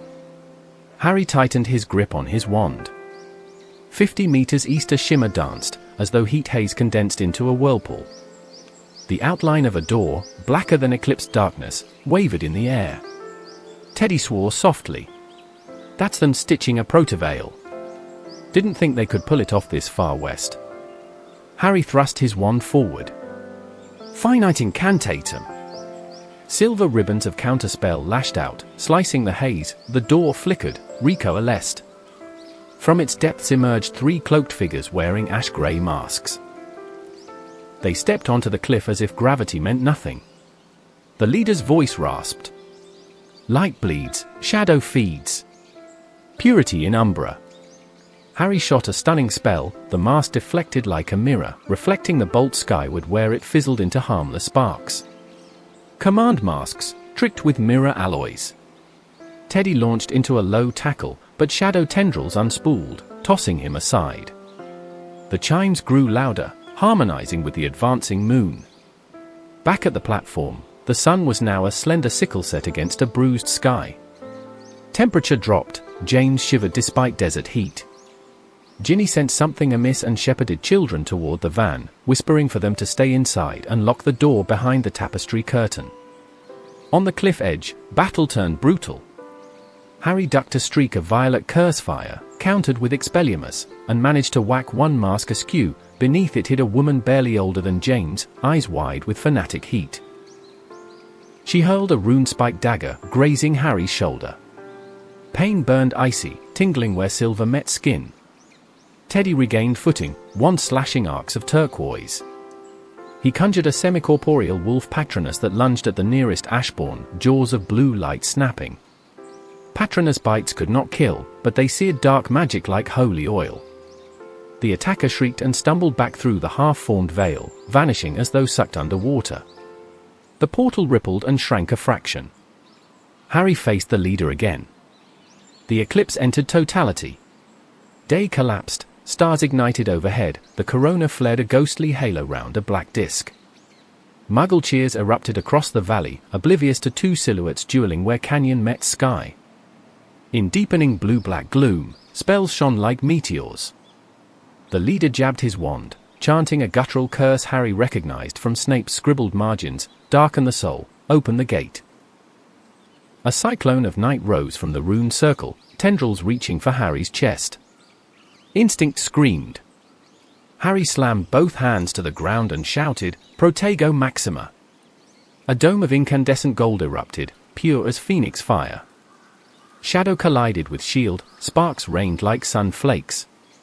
Above, the corona seemed to pulse in sympathy. The veil door quivered, edges cracking. With a roar the leader poured more magic, veins glowing sickly under mask slits. Teddy, breath ragged, tossed his wand to Harry without thinking. Harry caught it, crossing wands, and unleashed a twin beam, his holly, Teddy's wand carved of cedar, forming a luminous X that cut through the cyclone like shears through silk. The pseudo-veil ripped open, not wider but apart, collapsing into swirling motes sucked upward, spiral staircasing into the blackened sun like iron filings drawn to a magnet. Silence landed heavy, broken only by distant applause from Muggles admiring cosmic grandeur. The leader staggered, mask cracked, then disapparated in a swirl of grey. Harry fell to one knee, chest heaving. Teddy grasped his arm. 2 minutes 40 seconds, Teddy gasped, pointing skyward. Light already brightened at the corona's edge, a diamond ring forming as the moon began to move on, a promise that daylight would return. In that moment of liminality, the canyon and the sky felt stitched by invisible thread. Harry felt every heartbeat in camp, Ginny's anxious, Hermione's steady 2 states east, Ron's adrenaline spiked, Luna's whimsical flutter near Carbondale. He pictured Albus peering into shadowed heaven and wondered what the boy saw, fear or wonder, or perhaps both twined like serpent and lion inside the Slytherin heart Albus secretly believed he might possess. The diamond ring exploded into full daylight, shadow raced east, lifting weight from shoulders and souls. Cheers erupted, car horns honked, a trumpet blared, "Here comes the sun." Harry allowed himself a single breath of clean, ordinary morning and thought, first battle contained. But the chain still stretched across half a continent, and the Ashbourne leader remained at large. He rose, wiped eclipse dust from his robes, and nodded to Teddy. "We're not done. We have to reach Carbondale before sunset." Teddy summoned his motorcycle, exhaust pipes roared. Harry glanced upslope where his family waited. Ginny stood outside the caravan, wand disguised as a trekking pole, children clustering round her legs. Lily waved an excited armful of sketchbook pages covered in corona doodles. Harry's heart tugged.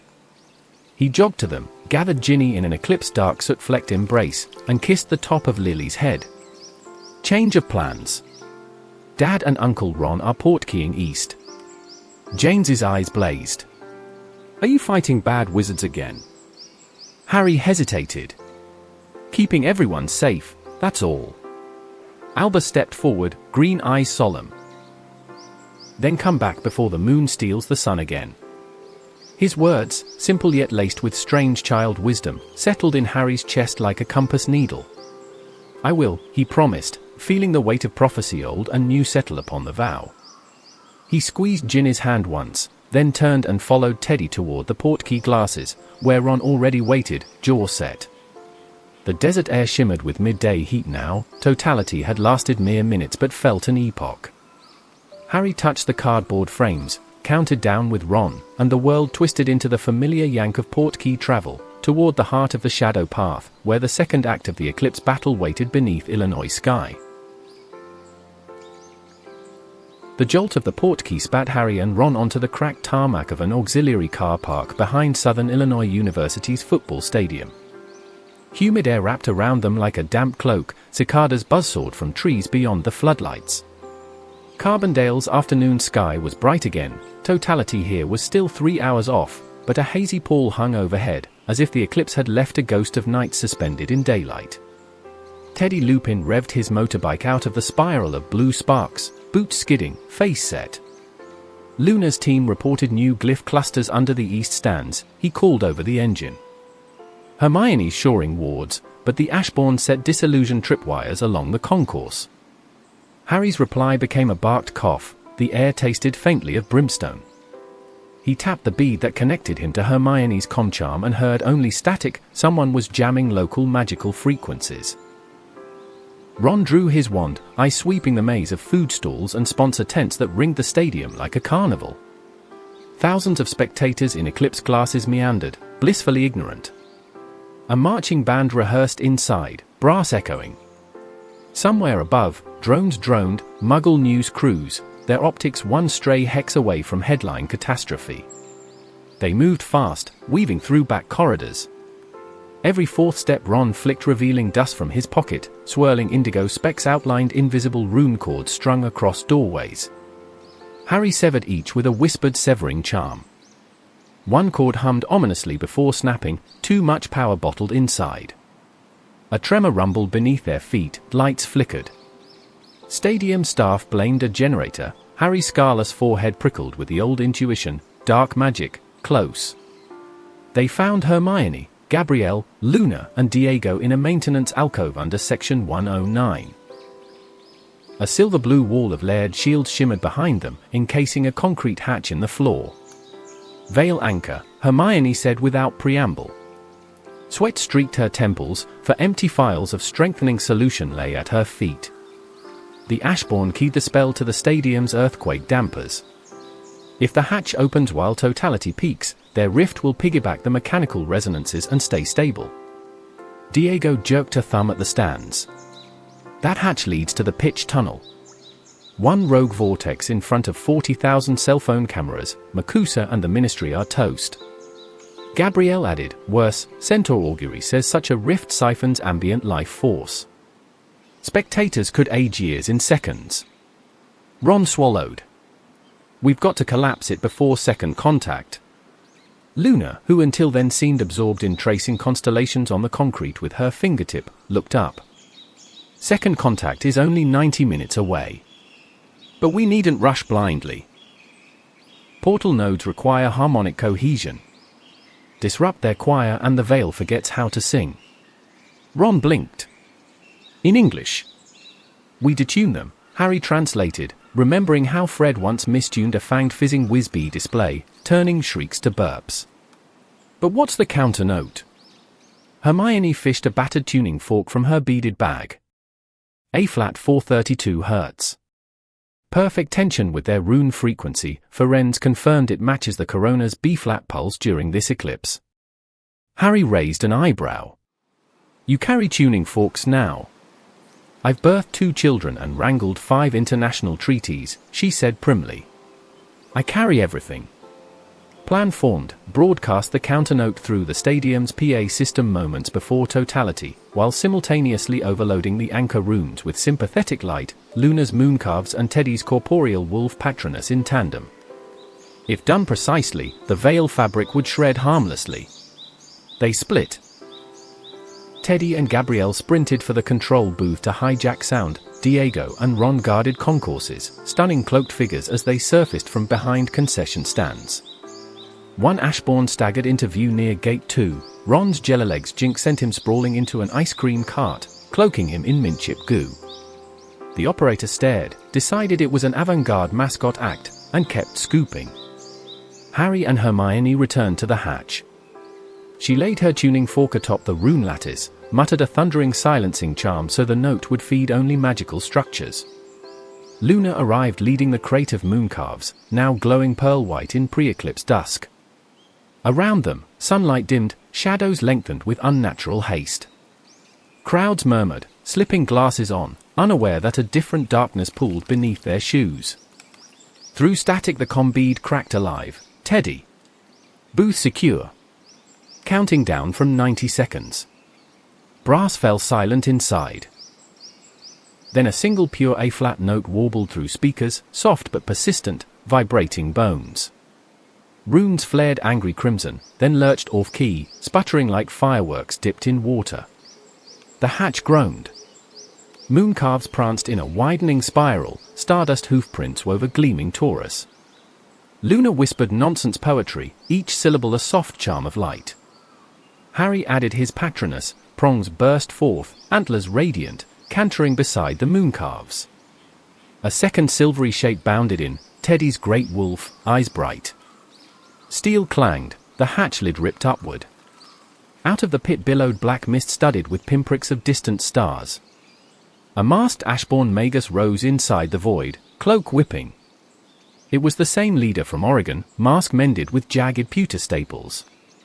Shadow claims the day, he bellowed. The mist surged, seeking purchase on the stands overhead. Harry stabbed his wand forward, expecto patronum. Prongs charged, antlers cleaving shadow. Hermione thrust her wand at the tuning fork, a magnified A-flat rolled out, shaking girders. The veil mist writhed, edges fraying like scorched parchment. But the leader snarled and hurled a curved obsidian blade. It struck the fork, shattering it. The note died. Runes flared blood-red, realigning with solar shadow only seconds from climax.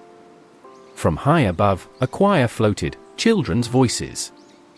James, Albus, Rose and Hugo stood in the press gantry, Luna's river ice monocles over their eclipse glasses, each holding a bronze handbell Hermione had enchanted for ward practice. They chimed A-flat as one, pure and unwavering. A parent volunteer thought it an adorable half-time act, cameras panned, broadcasting the innocent tableau to every jumbotron. Sound re-entered the rune net, tone faultless. The veil column convulsed. Teddy's wolf rammed the leader, knocking him back through the hatch mouth into infinity. Gabrielle, sprinting in from the service tunnel, slammed the hatch with a thunderous repro-locking charm. Metal fused, runes inverted, turned white, and with a thundercrack winked out. Outside, the sun slipped fully behind the moon. Stadium plunged into surreal twilight, thousands gasped at the corona's ring of fire. On the pitch, faint auroras danced, leftovers of collapsed magics, yet to Muggle eyes they were tricks of eclipse light.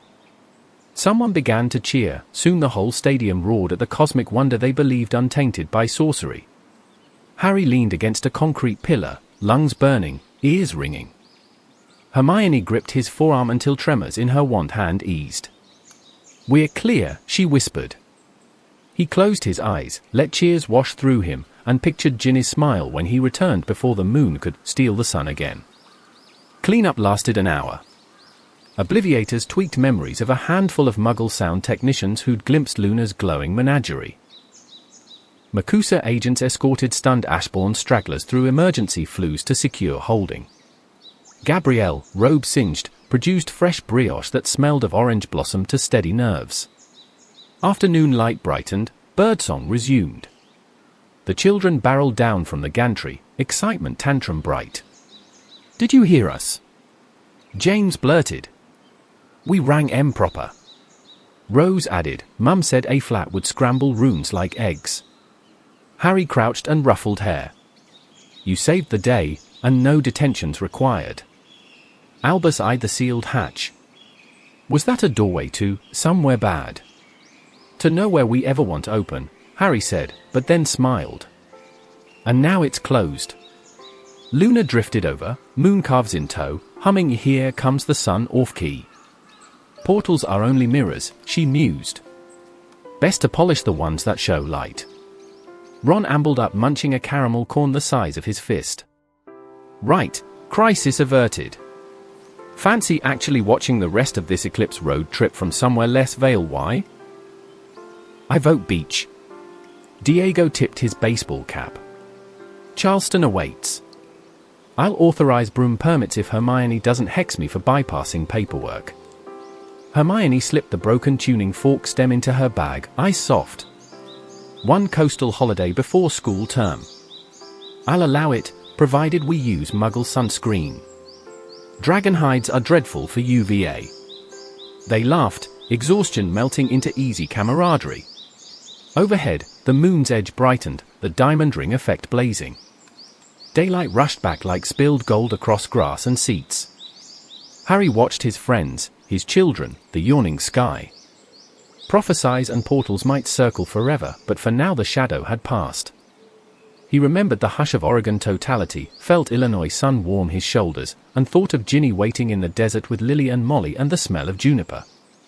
He would port back by nightfall, hugs and stories awaited. He took one last look at the sealed hatch, white runes inert, silent. And slipped a ministry seal over the seam, just in case. Then, with a flourish worthy of George, he conjured 6 souvenir Eclipse glasses etched Shadow Chasers 17, and handed them round. Keep these, he told the wide-eyed children. To remind you that even when the world goes dark, a little harmony brings back the light. James tried his on upside down and declared himself a rock star. Rose asked if the glasses could double as spectroscopes. Hermione beamed. Albus pocketed his with care, saying nothing, but his posture eased. Harry caught the moment and tucked it away like another pin on the notice board of memory. Together they stepped into the warm, widening sunshine, a small procession of wizards, witches, and children blending with the river of muggles still dazzled by the sky. Above them, the sun shone untroubled, brighter, it seemed, than before, and far to the west a line of shadow hurried across farmland, already fading into late summer air. Snuggle down, little dream traveler, and let the quilt rise and fall with your breathing while I turn the lantern low. We've wandered far tonight, 7 tiny side roads tucked between the grand chapters of Harry Potter's life, and now, before sleep takes us, we'll tiptoe back through each one and whisper what we saw. First, drift to Chicago, 1996. Hear the hush before a basketball tip-off, see Michael Jordan lift from the floor like a broomless seeker, and watch Fred and George sprinkle gold sparks that look, to Muggle eyes, like clever arena lights. It happens just after Sirius is lost and just before Year 6 begins, one bright breath drawn between storms. Slide south to the Carnival Nights of Rio. The trio's grief still flickers, yet samba drums wrap it in color. Ginny twirls beneath feathered floats, Ron chases sugared treats, and Harry lets the music push Voldemort's shadow a heartbeat farther away. Holidays end immediately after. The Hogwarts Express will whistle soon, but for these few hours the world is laughter and sequins. Cross the Pacific to Tokyo's sumo ring. Massive wrestlers bow, stomp, and clash like gentle giants while sakura petals drift overhead. Harry learns that strength can be silent and earthbound, a lesson he tucks into his pocket for the harder tests awaiting at Hogwarts. Turn the calendar to summer 2000. The war is over, scars still warm, and Broadway's Lion King roars. Puppets prowl a painted savannah, their tale of an exiled prince echoes Harry's own, yet the night is only music, velvet seats, and tears shed safely in the dark. Now feel desert warmth, Coachella, 2007. Guitars shimmer under sunset, Ginny charms a lantern to glow steadier, and no one notices the quiet protective spells folded into the light show. The dangers here are tiny, more dust than dark magic, and that is exactly why this grown-up Harry keeps coming, to guard small joys the way Hagrid once guarded dragon eggs. London calls next, the Olympics of 2012. Teddy Lupin's Wolf Patronus races beneath the stadium while Phoenix bright fireworks bloom above the cauldron. Ashbourne plotters are hushed, the flame blazes on television exactly as you remember, and somewhere in the crowd a child dreams without fear because Harry's dome of gold held firm.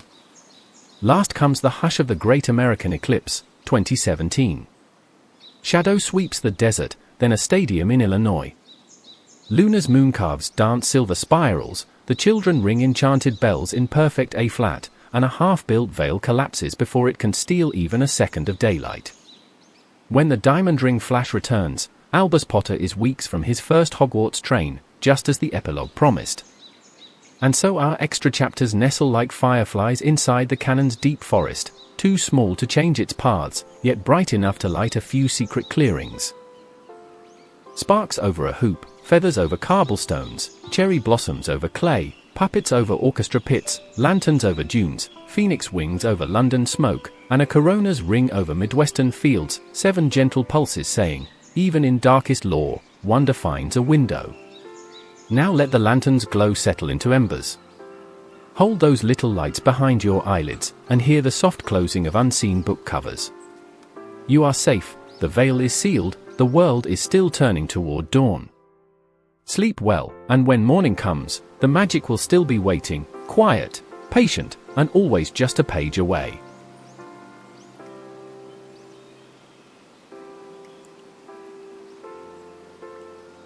Are you still awake, little night owl?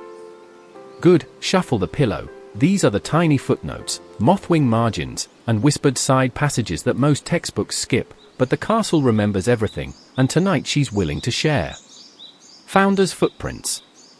Before the 4 founders settled on Scotland, Rowena Ravenclaw drew a star-shaped map of potential sites across the British Isles. Every point aligned with a ley line wellspring, the northern tip, where the castle now rises, was marked in lapis ink, her favourite colour for places of future wisdom.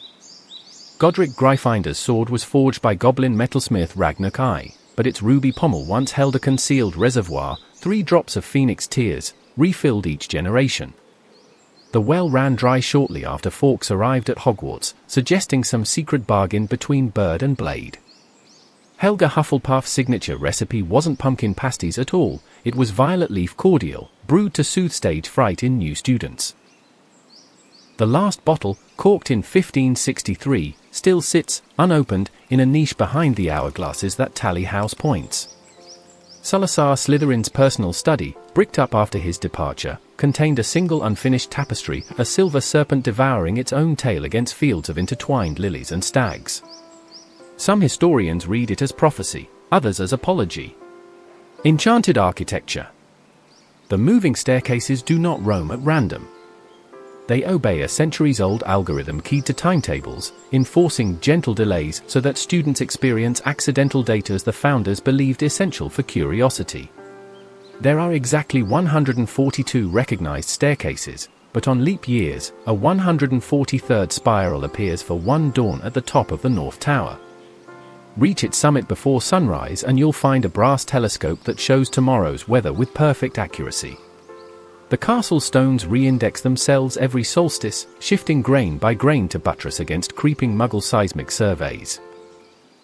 Professor Flitwick conducts the 6-hour chant of calibration each June while the portraits hum counter melodies. House common rooms are linked by a ductwork of whisper tunnels.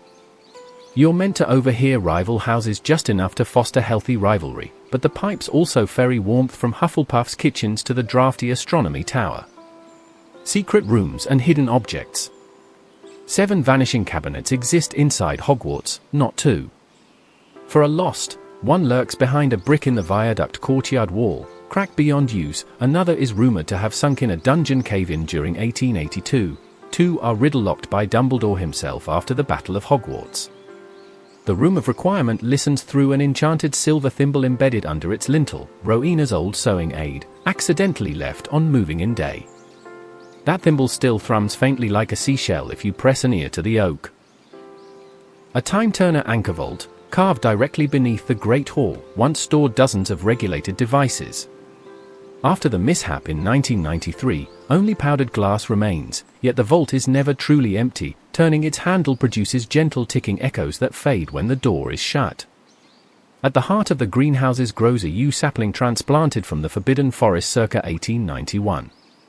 Its roots wrap a broken bezoar that absorbs excess venom from the herbology pens, an unsung reason why Professor Sprout's mandrakes rarely poison anyone. Ghosts, portraits and poltergeists. Peeves first drifted into being in 993 AD during an unfinished founder's argument about corridor curfews. He manifests more brightly at 2:13 a.m., the moment that argument supposedly reached its loudest crescendo. The Grey Lady recites unfinished Ravenclaw exam questions under her non-existent breath. If you catch the cadence and whisper back the correct answer, she will bow and turn your quill into sugar quill for a day. Sir Cadogan's portrait armor is repainted annually by the Fat Friar, who secretly enjoys miniature illuminations. The Friar adds one new heraldic animal each year. He is up to 63, including a puffskein balancing a cupcake. A forgotten canvas behind the staffroom sofa depicts 3 rows of former caretakers. Each janitor's likeness is charmed to jingle slightly whenever someone tracks mud across their old floor. Filch calls it his early warning choir. House curiosities. The Gryffindor common room hearth bricks rearrange into the outline of a lion on the anniversary of the Battle of Hogwarts.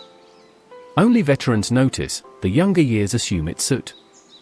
Ravenclaw's knocker once posed a riddle no one could solve for 3 whole days. Where does an idea go when forgotten? Grumbling prefects eventually fetched Professor McGonagall, who answered, into memory's waiting room. The eagle nodded, door swung, and the question hasn't repeated since. Hufflepuff's cellar ceiling hides a field of glowing charms shaped like badger paw prints. They light only if students hum any tune in B major. Helga thought B major felt like sunrise. Slytherin's dormitory windows occasionally mist over with shifting silver words, excerpts from Magic Most Evil. Professor Snape once spent 4 nights copying verses before deciding they formed an elaborate pun on Boomslang skin. Curriculum and classroom oddities. Charms class originally met in the hospital wing opening day so Madame Pomfrey's Tudor predecessor could mend inevitable levitation accidents. The 6th-year Transfiguration syllabus secretly rotates every 3rd decade, cycling through emblematic, elemental, and ironic themes. McGonagall prefers the ironic year. She enjoys teaching teacups to become teaspoons with a straight face. Ancient Runes exams are graded not by professors but by runic ink sprites. They rearrange marks inside the parchment fibers, so Hermione's perfect score literally glowed. A 3rd Dada curse deflection mannequin sits under a dust cloth in the staff corridor. It was retired because it occasionally heckled students with fashion tips mid-duel. Grounds and creatures. A centaur mosaic beneath the lake's surface tracks the night sky with mirrored tiles. Giant squid ink outlines new constellations each decade. The whomping willow drowses under harp music. Out-of-bounds students once talked Hagrid into playing lullabies so they could picnic beneath its limbs, 5 minutes before Peeves arrived with cymbals. There's a single Acromantula carapace half buried near the forest edge, petrified into stone. Herbology apprentices sow moon seeds in its sockets. The seeds sprout into flowers that bloom only at full moon and smell faintly of cinnamon. Every owl in the owlery is descended from 7 original messengers gifted by wizarding families. A secret ledger records each lineage on tiny birch scrolls. Forks once nested there while regenerating tail feathers. Quidditch and other sports. The pitched turf is woven from quick-germinating Seeker grass. Its blades realign under play, creating micro-updrafts that blunt dangerous dives. This charm is why there are so few catastrophic splats compared with professional leagues. The original Beater's bat, Oak, splintered, signed by Bowman Wright, hangs invisible 12 feet above the changing room door. Only first years can see it. After orientation it fades, leaving memory but no proof. During storm matches, the stadium's iron hoops channel surplus lightning into copper braids beneath the stands, powering secret glass globes that glow until dawn, infamously dubbed stormlights by late-night snoggers. Food, kitchens and feasts. House elves flavor Gryffindor breakfast sausages with a spark of dried billywig sting. It makes early classes feel fractionally lighter than gravity. The floating Halloween pumpkins are hollowed, painted inside with moon mist paint, and used later as lantern boats on the lake for the elves' private Samhain ceremony. Sugar quills served during exams hold micro droplets of pepperup potion, just enough to clear sinuses, not enough to count as cheating. Magical transport and security. The castle's one unregistered flue grate sits behind the second-floor statue of Wilhelmina waffling. It opens only when 3 unrelated students sneeze simultaneously within 10 seconds, an accidental safeguard that's triggered twice in a millennium. Night bus drivers can never remember the route to Hogwarts because a Confundus Alarum hex resets their sense of direction once they cross the Firth of Forth. A shimmering rope bridge arches overhead every Christmas Eve, visible only through enchant-frosted windows. It is said that spirits of alumni walk across bearing candles for those who fell in Wizard Wars. Post-war tidbits. After 1998, Headmistress McGonagall commissioned a tiny bronze snitch embedded near the Great Hall doors. It beats its wings once each May 2nd at 2:17 p.m., the exact moment the battle turned. A rotating shelf in the library now houses restricted but redeemed tomes, formerly dark arts manuscripts cleansed by spellfire. The shelf hums lullabies to deter misuse. Teddy Lupin carved his initials just inside the North Tower parapet. The carving shimmer shifts color to match his hair, even decades later. Are your eyes still open in the candle glow? Excellent, shuffle the quilts just once more, because Hogwarts has sent a fresh satchel of secrets that rustle like parchment wings. Tonight we won't wander through moving staircases or house common rooms. Instead we'll let moonbeams settle on very particular marvels, forgotten spells, whisper-level enchantments, and every snowy feather of the owl post. Spells the textbooks only hint at. Quietus lucis, a counterlumos so refined it dims light without snuffing it, turning torches to a silver dusk perfect for late-night astronomy sketches. Professor Sinistra teaches it only to Newt students who promise not to misuse the twilight for corridor trysts. Caligo Viventis, invented by a 15th century Mediwitch, this charm lets healers paint faint blue fog over a patient's skin. The mist thickens around hidden fractures, revealing them before a single diagnostic spell is cast. St. Mungo's keeps the incantation under lock and key to stop pranksters from marking classmates with phantom bruises. Marchesco, the vanishing spell for fresh ink. Filch begged Flitwick to teach it after Peeves graffitied an entire stairwell with limericks about deputy headmasters. The incantation has a secret second syllable, leave it off and every word returns at midnight even darker than before. Velicae Ventosus, a tickling draught of air used by dueling coaches to test reflexes. The breeze darts under the opponent's robes like a mischievous breeze. If a witch can keep her wand steady through giggles, she's ready for shield charm practice. Septima's Spiral, an unfinished arithmancy spell rumored to triple calculation speed for complex runic scripts. It fails catastrophically at the 11th iteration, turning numbers into flocks of sparrows that fly right off the parchment. Corda Mythica, a one-note melody charm older than Tri-Wizard hymns, played on any string instrument. It detunes Boggart fear responses so the creature flickers harmlessly between shapes. Professor Lupin tested it once in 1993, but the choir's harp snapped a string in fright and the spell was shelved. Patronus Pebbles and Wand-tip Flurries.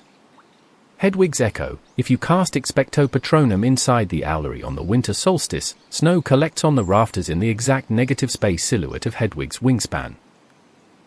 The frost melts before dawn, leaving only the faintest wet feathers on the stone. Tonal Patronus Accents, a stag called by James Potter carried undertones of brass horns, whereas Harry's resonates like a willowood flute.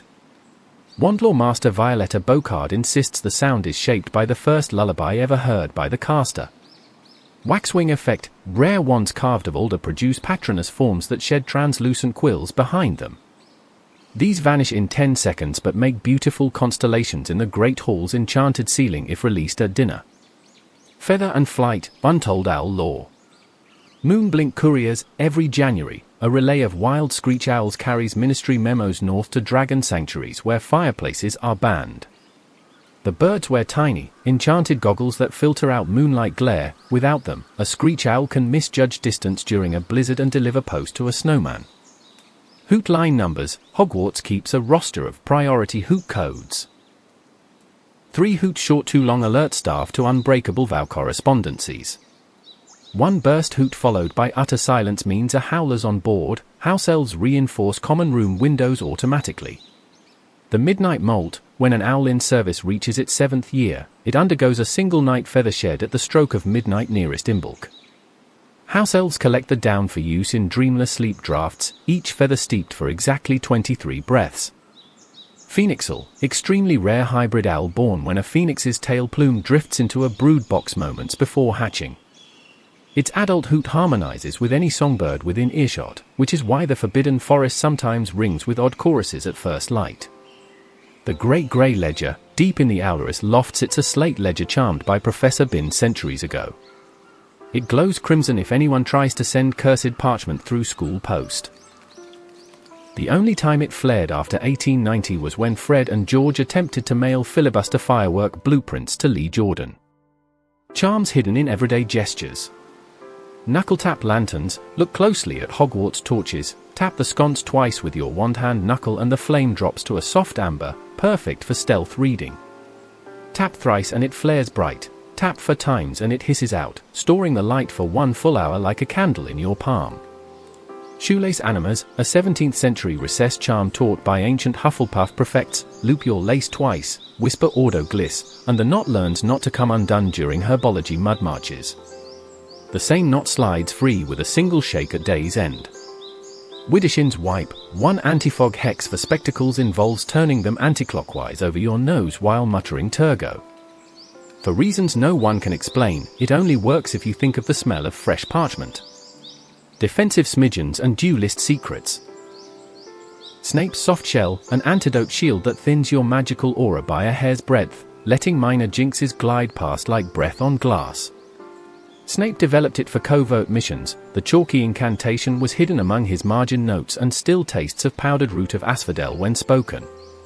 Tempus Tricordo ***, a time-skipping feint lasting precisely 3 wand beats. Used in professional dueling to break an opponent's rhythm, it is banned at Hogwarts tournaments because, in the half-second pocket, students once swapped wands as a joke and created spell backfire mayhem. Aegis Mirabilis, mirror shield charm that reflects spells but dims with each rebound like tarnishing silver. Auras buffet mid-combat by flicking in the shape of the infinity sign, proof some mathematics lives even in battle. Owls of note through the ages.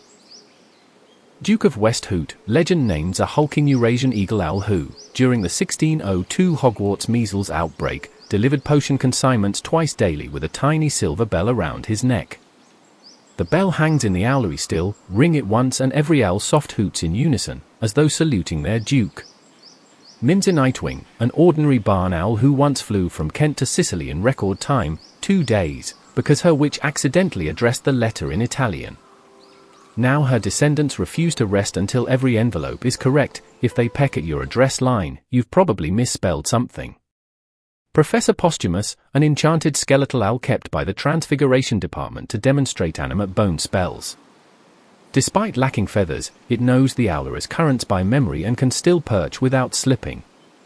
Whisper short final murmurs. A miscast Expelliarmus can knock every quill off a desk if the wand flick ends with an upward flourish.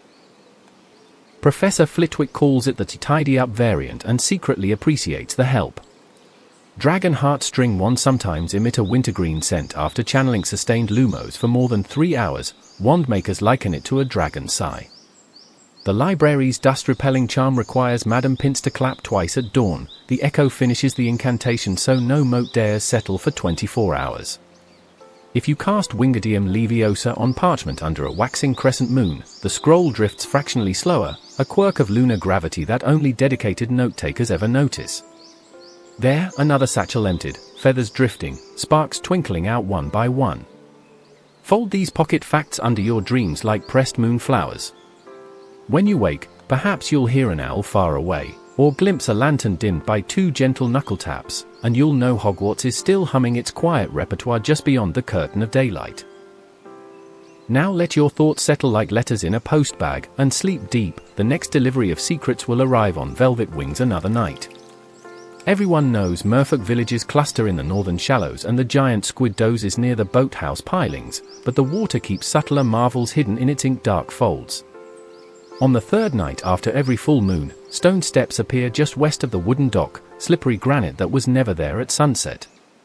They spiral 2 arm lengths down, ending at a single brass door set into the lakeside wall. Professor Kettleburn logged it in 1942, calling it a tie-tuned classroom.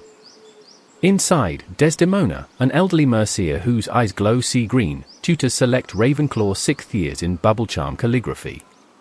Letters written under 30 feet of water develop delicate salt crystals. Once dried, they shimmer like star charts and are said to guide seekers to unplotted constellations. Much deeper, beyond the kelp forest where grindylows weave floating cradles, rests the mirror carp. It looks ordinary at a glance, slate scales and slow fins, but every 13th blink its reflection swims a heartbeat ahead rather than behind. Lake Lore claims this fish remembers tomorrow first. If you whisper a decision to it, you'll dream the consequence that very night. Only Lily Evans ever received its answer in song. The melody lingered on her robe hem for a week, smelling faintly of rain on stone. Toward the eastern inlet lives an underwater archivist, a colony of freshwater selkie that harvest lost homework scrolls drifting from courtyard breezes. They stitch pages into waterproof tomes bound with lilyroot twine. On Midsummer's Eve they trade a single volume to the headmaster's office in exchange for a bar of Honeyduke sea salt chocolate. Minerva McGonagall has 3 such books locked in her desk. Essays by students long graduated, perfectly preserved, and glowing faintly with greenish ink made from meralgae. When winter freezes the lake, thin humps form beneath the ice near the center, entrances to hibernating luminescence, tiny fish no longer than a wand core whose scales flash Morse-like bursts. If you tap the ice twice with the tip of a hawthorn wand, the fish blink out the next riddle set for arithmancy class. Their light talk is a favorite cheating tool of certain ambitious Slytherins, though Professor Vector now casts distraction fog over exam days. At dawn, when mist curls low and powdered moonlight still clings to the reeds, the water speaks one last secret. Exhale slowly and listen, the sighing Lapagai. Hush now, feel the room settle, and let the hush of parchment pages turning in candlesoft darkness drift over you. We have wandered through 7 glimmering side stories and an armful of whispered lore, each moment a bead of starlight slipped onto the long thread of Harry Potter canon. Tonight we trace that thread from start to finish, gently, slowly, so every memory glows once more before sleep folds it away. First comes A Breath of Summer 1996, still echoing with Sirius's last laughter and the unsaid dread of Voldemort returned. Dumbledore lifts the trio and their Weasley circle out of shadow and into Chicago, where Michael Jordan arcs like a seeker without a broom. Fred and George send golden sparks above the court, Hermione frets over statute breaches, and Harry's heart unclenches for a single game. Canon remains untouched, order meetings crawl on elsewhere, but the night seeds hope needed for 6th-year trials. The sparks fade into Rio's carnival glow. Samba drums wrap grief in color, Ginny spins amid feathered floats, Ron devours brigadeiros that taste of new beginnings. Isabella of Castellabruxo whispers local magic, and Harry learns joy can be loud enough to drown prophecy for an evening. By the time the Hogwarts Express steams north, these borrowed rhythms still thrum under their robes. One final detour before school, the Tokyo Basho, teaches that power may stand earth-rooted. Watching sumo champions bow and collide, the friends feel a reverence like silent incantations. Later, when Snape's lessons grow thorny and Half-Blood Prince secrets bloom, Harry will remember the clay beneath those wrestlers' feet and steady himself. Fast forward to the rebuilt world of 2000, where the Lion King roars across Broadway. War is done but the wounds are new, puppet lions echo Harry's own return to destiny.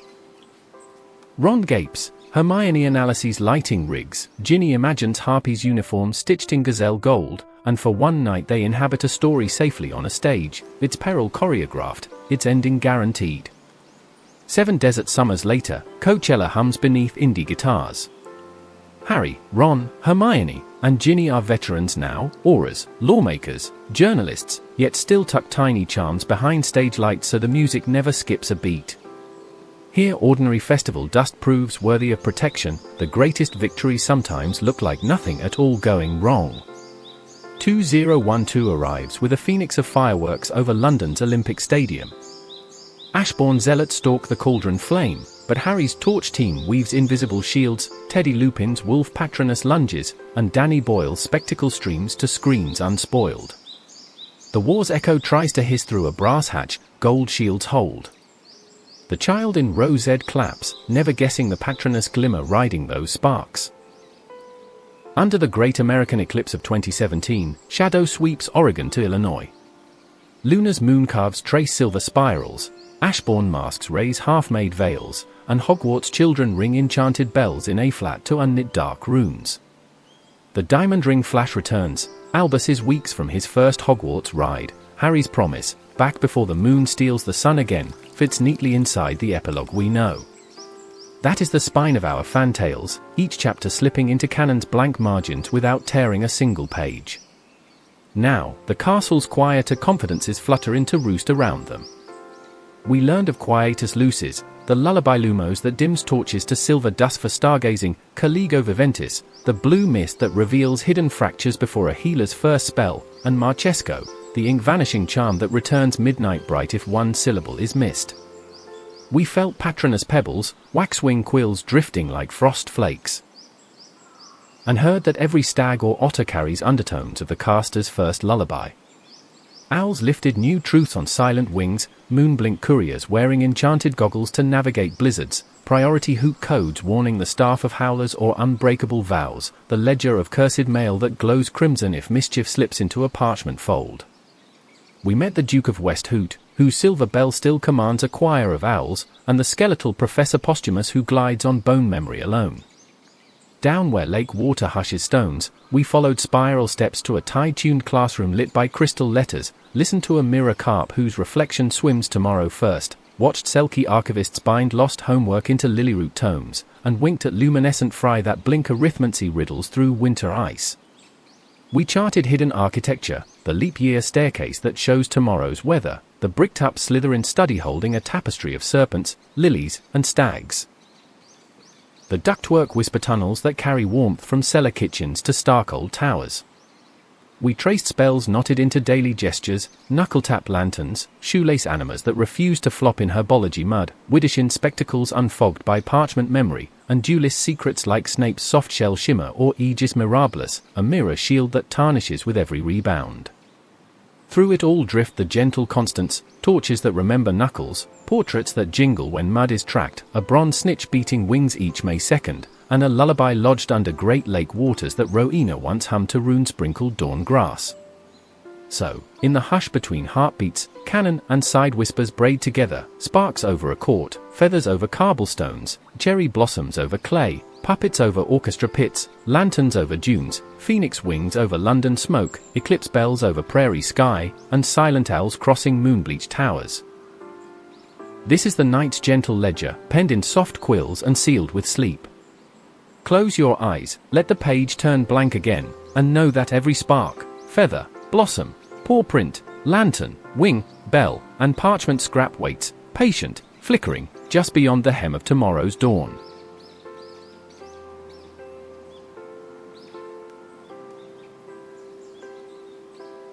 Are you still awake? Let me tell you about the time a muggle went from the king to confused. A hush settles over the Ministry of Magic long after the globe lamps dim. Quills lie crooking in crystal inkwells, memos sleep in mid-air like drifting snow, and the bronze fountain in the atrium whispers only the soft shuffle of enchanted water. Deep below, a candle still glows in a window shaped like a phoenix's wing. This is the Quidditch Advisory Board's chamber, and tonight its light is kept by Ginny Potter, ink-smudged, barefoot, hair unpinned, parchment spilling off her knees like ginger gold silk. She has just filed a column for tomorrow's Daily Prophet, Could a Muggle Master the Modern Game? And its final lines still hum in her ears.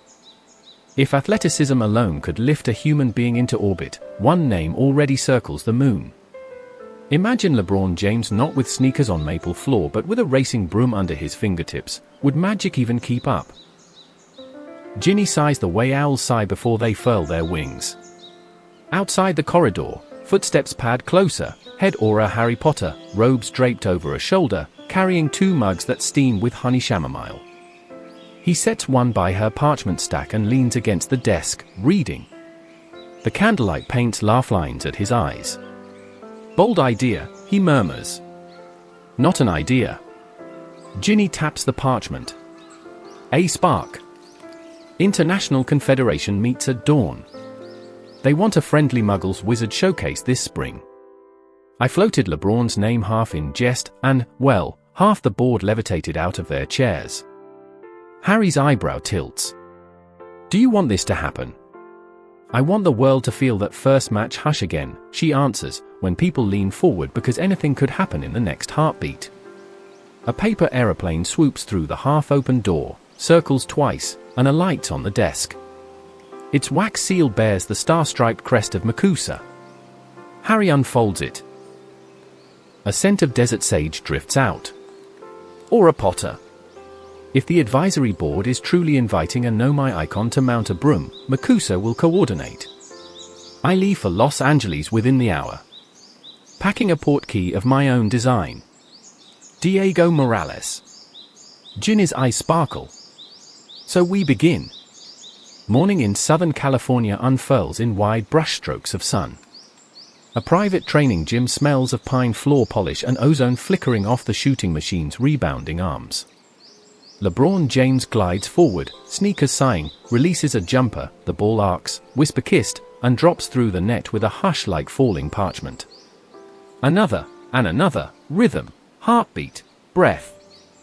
A gentle pop, barely louder than chalk on a chalkboard, pulses at center court.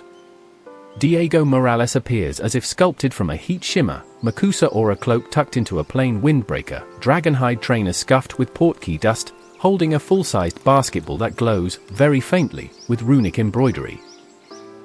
Security staff reach for radios. LeBron halts, instinct calm, gaze steady. Diego raises both hands, palms out, voice low as velvet. Mr. James, forgive the entrance. Name's Diego. I represent, let's call it a hidden athletic league. He spins the glowing ball, runes shimmer like champagne bubbles. My people think you're ready to try their version of hang time. LeBron's laugh is deep and warm. Brother, I've seen every sneaker prototype on Earth and none of them light up like that. Diego bounces the ball, instead of rubber thump it releases a muted toll, as if struck from bronze underwater. Portkey. One touch whisks you to a place that will challenge every training plan you've ever trusted. No arguments, no pitched sails. LeBron sets his towel on a bench, plants those famous shoulders square, and studies the ball. Portkey, who? He pronounces it carefully, tasting each syllable. Diego nods. 30-second trip, no turbulence. Silence pools, cool, expectant. 1,000 postseason crowds once held the same breath. LeBron's fingers spread across glowing runes. All right, he says, and a grin slips across his face like sunrise on glass. Let's fly. The gym vanishes with a soft sigh of pages turning. Wind smells like pine and distant wood smoke, a night-lit hearth crackles inside an oak-paneled room hung with moving Quidditch banners. Outside high windows, broomsticks glide under starlight. LeBron James stands on a floor of flagstone warmed by dragon's breath braziers. Ginny Potter steps forward, quill behind one ear, eyes bright as the snitch she once chased. Harry follows, handshake firm, the scar on his brow only a faint echo in fire gleam. Welcome to the other court, Ginny whispers, voice soft as parchment sliding into an owl's beak. We call it the sky. Somewhere far above, in the rafters of this unfamiliar universe, a golden snitch shivers its wings, sensing new hands, new chase. And the hush before the first whistle settles like snow on waiting brooms. High over both worlds, dusk unspools into velvet. Owls open their eyes to silver pinpricks, brooms lie ready on polished racks, and across invisible miles a basketball court in Los Angeles stands empty, one lone towel still folded, faint scent of chamomile lingering. Tonight, the game truly begins. The first blush of dawn creeps over the forbidden forest in ribbons of lavender and rose, tinting the great lake like a polished agate. Down on the dew-rich grass of the Hogwarts pitch, a hush lingers, soft as the breath between heartbeats, broken only by the distant croak of sleepy frogs and the slow creak of wooden grandstands stretching their beams after a long winter. It is the sort of quiet that asks to be borrowed for a secret, and this morning that secret is LeBron James, standing just inside the tunnel arch, shoes trading their usual squeak for the soft crackle of frost-rimmed blades. Ginny Potter meets him there, parchment roll tucked under one arm, eyes gleaming with the polite mischief of a lifelong chaser. Ground's a bit chilly, she says in a hush meant not to wake the sleeping brooms overhead. She gestures to a thin varnished crate floating behind her, pine boards humming faintly like deep-strung cellos. LeBron tilts his head. So this is center court. Ginny smiles. Round court, really, sky on all sides. With a finger flick she unseals the crate, leather hinges sigh open, releasing a curl of broom-polished steam that smells of cedar and lightning. Nestled in velvet rests the Nimbus 360K, shaft black as midnight glass, immaculate bristle tail flared in a tapered V like a falcon's spread wings. Tiny vermal runes pulse at the handle, equilibrium for altitude, momentum. Harry steps from the shadows, muffling the last slurp of tea in a battered Harpies mug. We asked the engineers at Nimbus to mesh NBA and Quidditch analytics, he says, voice-friendly smoke. Magically adjusted center of gravity, stabilizing gyros, charmed to read micro-tilts the way your sneakers read hardwood. LeBron's wide palm folds round the polished handle, the runes brighten, recognizing new command. He whistles low. Light, he murmurs. Will be lighter still in air, Ginny replies. First lift is the gentlest, like stepping onto an escalator. They guide him to the center circle of the pitch where frost crackles underfoot. Above, student-grade brooms hang from tower hooks, tips swaying dreamlike. Gryffindor and Slytherin banners nap in the stillness. The stands remain empty save for a lone figure scribbling quicksilver quill strokes, Rita Skeeter, glamours already fluttering round her shoulders like restless canaries. Hagrid watches from the gate with a grin big enough to warm the morning. Nearby, Madam Hooch rolls practice bludgers in their iron straps, silver eyes bright. Ginny positions herself 3 strides away, mounting her own broom with the absent grace of muscle memory. All right, she says in a hush that carries, chin up, knees easy, nudge. LeBron bends his legs, breathes out, and pushes. The broom lifts, steady as sunrise, shoulders of air slipping beneath him. For one suspended heartbeat there is no weight, no sneaker squeak, no sideline roar, just the hush of height arriving. Then balance teeters. Centrifugal instinct kicks, his torso drifts too far left. The broom responds, too eagerly. With a gasp and a half-spun corkscrew he drops 6 feet, lands sprawling in frost, breath puffing white dragon smoke. A gentle laugh ripples from the stands, Rita's quill scratching faster. Madam Hooch blows a mellow whistle, as if soothing a skittish foal. Try again. Trust the shaft's pitch, not your shoulders. Second lift, LeBron tilts less, eyes forward. Wind whispers over his ears like crowd white noise damped in slow motion. 10 feet. 15. The pitch tilts below, emerald now, rimmed in distant gold of shy sunlight. Wonder pushes a grin across his face wide enough to hold constellations. Bludger escape drill. 2 leather cannonballs roar from the chest, spinning like onyx planets. Ginny arcs up, flicks her wand, arresto, redirection beams nudge the orbs away from him. LeBron follows her path, using lateral footwork learned on courts, hips guiding broom the way he once split defenders. First bludger passes with a rumble. Second lifts a sleeve hem but leaves no bruise. The hush of the pitch catches its breath. 20 minutes in, broom crosses whistle edges, frost melts to silver threads, and LeBron lands with no tumble, heart thrumming but spirit high. His laugh echoes like low bells under the stands. Even Rita's quill slows, reluctant to puncture the moment too quickly. Hagrid applauds, palms like drumbeats wrapped in mittens. Blimey, THA's quicker than first years get on a school broom, that is. Harry offers a thermos of pepper-up tea, steam curls round LeBron's cheeks. I've seen veteran seekers take twice as long to find axis equilibrium, he says softly. Once mind accepts the angle, the rest follows. LeBron wipes a sheen of frost from the broomstick bristles, expression half boy, half legend. Sky feels bigger than any roof I've seen, he whispers, voice reverent. Ginny leans closer. Tomorrow we add quaffle handling. Day after, simulated crowd noise at full roar. By weeks close you'll weave bludgers like their pick and roll screens. Wind scoops a hush over the pitch, folding stray wisps of hair across Ginny's face, fluttering Rita's canary quills, lifting corner banners in slow applause. The castle far above seems to exhale, towers catching pink morning light. Somewhere a distant golden snitch clicks its wings, feeling new air currents being shaped by hands unaccustomed yet hungry for chase. Hours later, as students spill onto Hogsmeade Path for weekend sweets and gossip, the pitch lies quiet again. Nimbus 360K rests in its velvet crate, bristles still pulsing faint gold where LeBron's fingers lingered. Frost has vanished, leaving dew that mirrors sunrise in 1,000 trembling diamonds. Rita Skeeter's parchment scrolls itself up, quills ink glimmering, Muggle megastar's broom blunders, or beginning of a revolution. But deeper under the headline, one paragraph hums with an unexpected lilt, as though quill and heart wavered for a moment.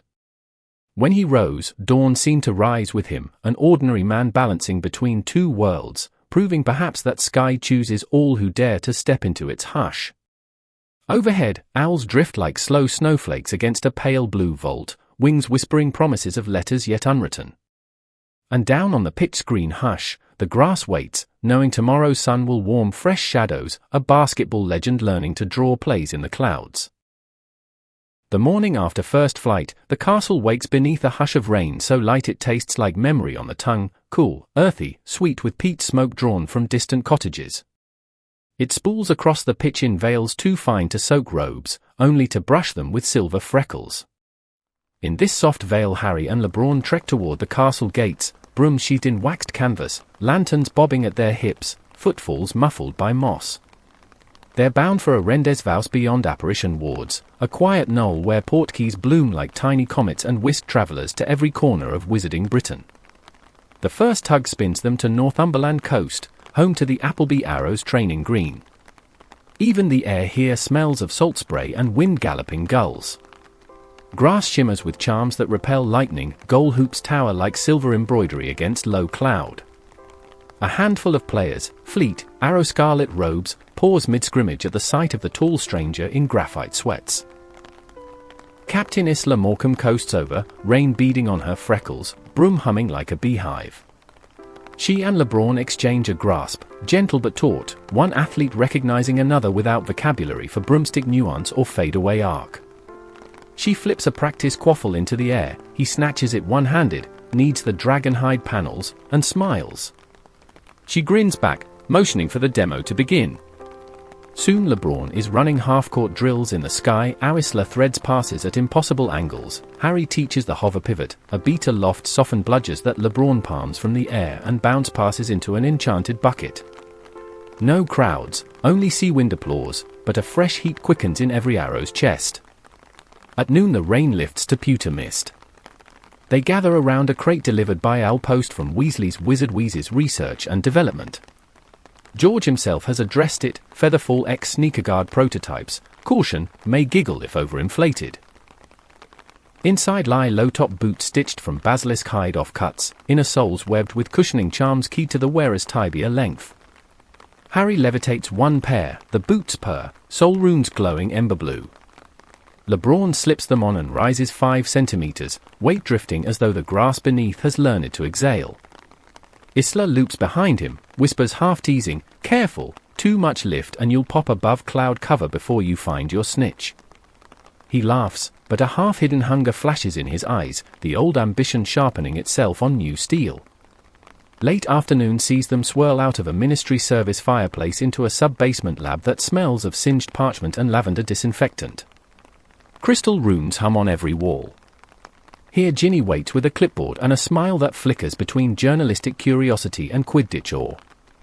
At her elbow stands Simone Biles, posture as poised as a wand-balanced feather, hair pulled tight into a knot that gleams like onyx. Next to her, Sabrina Ionescu palms a charmed basketball whose bounce echoes like gentle thunder. Behind them sits Dr. Farah Reyes, NASA propulsion engineer, glasses fogged from flu powder, cradling a pocket-sized broom model wearing miniature gyroscopic wings. Within minutes parchment creaks under rapid-fire sketches. Sabrina diagrams passing lanes in mid-air, Farah translates them into vortex lift angles, Simone tests shoulder roll full charm prototypes by flipping effortlessly from mezzanine railing to floor cushions, landing softer than L down. Runes flare and fade around them like bioluminescent ink. LeBron studies every equation, nodding, adding a flick of wrist here, a shuffle of toes there, mapping hardwood geometry onto cloud. Harry steps back, arms folded, listening to the blend of voices, Farah's calm tenor, Simone's bright staccato, Sabrina's measured playcalling, Ginny's quill scratching as rhythm. It sounds like the first bars of an anthem awaiting brass. Dusk settles, and with it tension from an unexpected quarter. A memo slithers under the lab door in the form of a paper serpent, its forked tongue unwinds into cursive, petition lodged. Pure Blood Council requests immediate cessation of cross-species athletics, signatories, Septimus Avery 3, Honoria not. The parchment hisses, curls into ash. LeBron watches the ember fade. Politics, he mutters, voice low but steady. Harry meets his gaze. Old fear dressed as tradition. We've handled worse. Ginny flicks her quill, ink spraying like midnight sparks. Avery wrote last year that muggles can barely manage doorknob spelled Alahomora, wait till he sees a skyhook at 90 feet. Laughter shakes off the gloom, but the chill remains, curling round ankles like mist seeping through floorboards. Simone straightens, shoulders squared as if on the balance beam. Then we give them a routine so flawless the petition signs itself into oblivion. Farah nods, sliding parchment under a magnifier rune. I can tune featherfall matrices to absorb bludger impact and redistribute spin, make those boots your second heart. Plans blossom through twilight. Charmsmiths lay a Kevlar with iridescent spell filaments, Sabrina tests passing drills using glowing quaffles that split into holographic echoes, Simone designs mid-air tumbling escapes from broom hits, LeBron rehearses clutch free throw breathing while straddled on Nimbus 360K, every inhale pulling the broom into perfect still line. Past midnight the lab dims to candle halos. Ginny's quill finally rests. Moonlight filters through a barred window, painting silver grids across schematics. LeBron stands alone at a cleared space, broom hovering by his side. He closes eyes, raises both hands, left palm cradling an invisible ball, right hand guiding, wrist loose. He leaps. Boots thrum pillow charms, broom dips, and for a suspended breath he is aloft in hush, completing the slam motion into nothing but air and candle glow. He lands silent as falling ash, opens his eyes to find Harry leaning on a pillar, spectating with quiet pride. That thing you just dunked, Harry whispers, voice soft as library dust, our crowd calls it a quaffle. It isn't enchanted to yield easily. LeBron flicks sweat from his brow. Neither am I. A chuckle, then mutual hush. They stand a moment, listening, to the tick-tick of cooling runes, Simone's soft snores from behind a desk of tumbling pads, Farah's holographic quaffles blinking into standby like dozing fireflies. Harry breaks the quiet. Tomorrow we visit Hagrid's hut, learn how a snitch thinks. Silver wings, mercurial heart. Hardest thing I ever chased. LeBron rests a hand on the Nimbus's shaft. Hardest thing sounds about right. The candle gutters, scent of honeywax drifting. Somewhere above, in star-specked night, a lone owl strides across a wind current, letter secure in talons. In another wing of the castle, a pair of pureblood signatures dry on fresh petition parchment. Between these two quiet waits, one bright with promise, one heavy with fear, our newborn team sleeps, balanced like dawn on the edge of shadow, waiting for whistle song and sky.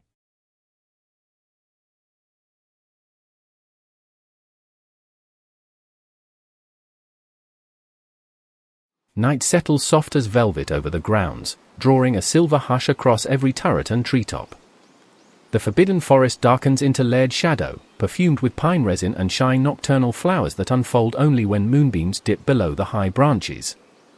Crickets tick like tiny gears, and beneath their lullaby two brooms glide low, lanterns dim to firefly glow. Harry leads the way, LeBron follows, Nimbus 360K steady between his knees, boots whisper rustling through mist. Their destination is a ragged clearing that straddles two frontiers, forest fringe on one side, Hagrid's vegetable patch on the other. Giant pumpkin leaves tremble, and from the chimney of the half-giant stone cottage curls a thread of smoke scented with treacle and peat. Hagrid emerges, lantern swinging, Fang trotting at his heel. The dog sniffs LeBron's shin guards, approves with a slobbery woof, and settles against a barrel of flobberworm compost. "Got your training kit ready?" Hagrid murmurs, voice warm as a hearth. He taps a crate, its lid folds back to reveal for Quidditch practice snitches, silver spheres no larger than walnuts, wings slicked with moonlight. But these snitches bear Thunderbird Feathercaw's courtesy of Luna Lovegood and Rolf Scamander. Their flight won't be random. They will think, dodge, feint, and whisper the sky's electric moods. LeBron leans closer, breath fogging the polished brass. The closest snitch swivels as if meeting his gaze, wings flicking a tremulous hello. Harry slips thick dragonhide gloves onto LeBron's hands. Rule 1. Harry whispers. A snitch senses intent. Too much hunger, it bolts. Too little, it teases. Balance your heartbeat, let focus be light and fierce, like rain on glass. Ginny arrives in a rust-red cloak, trailing Simone and Sabrina. Luna drifts in last, white scarf flapping like a ghost wing. From a satchel she removes a single feather thick as a paintbrush, tinted storm grey at the tip. Thunderbird pinion, she murmurs, tucking it behind LeBron's ear. It will taste the air for you. They spread across the clearing, wands dimmed, eyes reflecting starlight. Harry lifts a snitch between thumb and forefinger, pulse measured, then releases. Wings snap once, soft percussion, and it lifts into darkness. First drill, snitch circles the pumpkin patch in erratic spirals, dipping and weaving between pale ivy tendrils. LeBron tracks, shoulders loose, letting broom obedience marry basketball footwork. A head fake left, a crossover sway right, Nimbus tail veers, bristle slicing fog. He closes distance, hand outstretched, but the snitch senses the final pounce and zips straight upward, arrowing past Hagrid's chimney and vanishing against the star-dusted vault. A soft laugh ripples through the group. Harry nods acknowledgement, too hungry. Second drill, Luna hums an airy melody. The released snitch loops to the tune, each note steering it in a gentle arc. LeBron mirrors, pace patient, breaths counted like free throws. He edges near enough to feel the slipstream off metallic wings. He reaches, but this time slows a fraction, hand open as if offering rather than snatching. The snitch flutters, hesitates at his fingertips. Crack! A practice bludger, charmed by Sabrina, streaks past, distraction test. LeBron swerves to avoid collision, the momentary distraction is enough. Snitch darts off, trailing a silvery giggle of wing beats. Harry floats down, hovering a meter from LeBron's eye line. Crowd distractions can sting. Hear them, then set them aside, like fans behind the free throw line. LeBron chuckles, wiping dew from his brow. So Quidditch has hecklers too. Bludgers are the hecklers, Ginny calls, lofting another. They throw bricks instead of barbs. Third drill, Simone rolls her shoulders, guiding LeBron through an aerial half-twist escape. She demonstrates, chest down, legs flare, broom flips into invert, grip shifts, then right side up smooth as pouring cream. LeBron attempts the twist, first try tips too far into barrel roll. Second try, he finds the midpoint, shoulder rotation, core tight, Nimbus stabilizers hum, boots cushion the inertial tug. On third execution he emerges level, Thunderbird feather teasing his ear with wind haiku. As he writes, snitch 3 flits 10 paces ahead, paused, curious. LeBron lets body position flow neutral, fingertips grazing broom handle in near still hover. Breath in. Breath out. Under moon silver hush, the snitch drifts, closer, hovering now at elbow height, wings stirring the faintest breeze against his forearm. He raises a gloved palm, and the sphere alights like a firefly on rest. No snatch, no victory leap, just a mutual exhale, a handshake of beating wings and quiet heartbeat. From the cottage door, Hagrid's baritone rumbles pleasure. Harry smiles, eyes shining beneath fringe. Hard lesson learned faster than I did, he murmurs. Sometimes you catch it by inviting it home. The snitch vaults skyward again, training over for now. Ginny conjures floating cups of ginger pear cider, steam drifts laced with clove and quiet laughter. They warm hands, watch stars glitter, listen to Fang's rhythmic dog snore. After cider, Simone and Sabrina head back to castle warmth. Luna gathers feathers of rainfall from pumpkin leaves, for dream tonics, she says, and drifts away.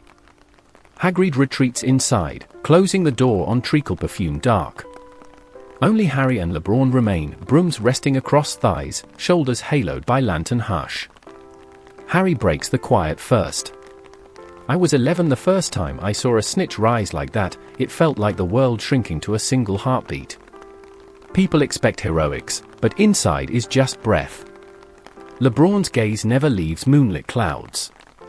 First time I stepped on an NBA court? Same hush. Shot clock ticking like a giant heart. Everyone wanted myth. I still felt the hardwood tremble under sneakers. A sigh shared, half smile mirroring half smile. I worry, Harry admits, voice thread thin, that if you fall mid-match, headlines will crow smuggle hubris and decades of trust crack. LeBron turns, feather brushing cheek. I might fall.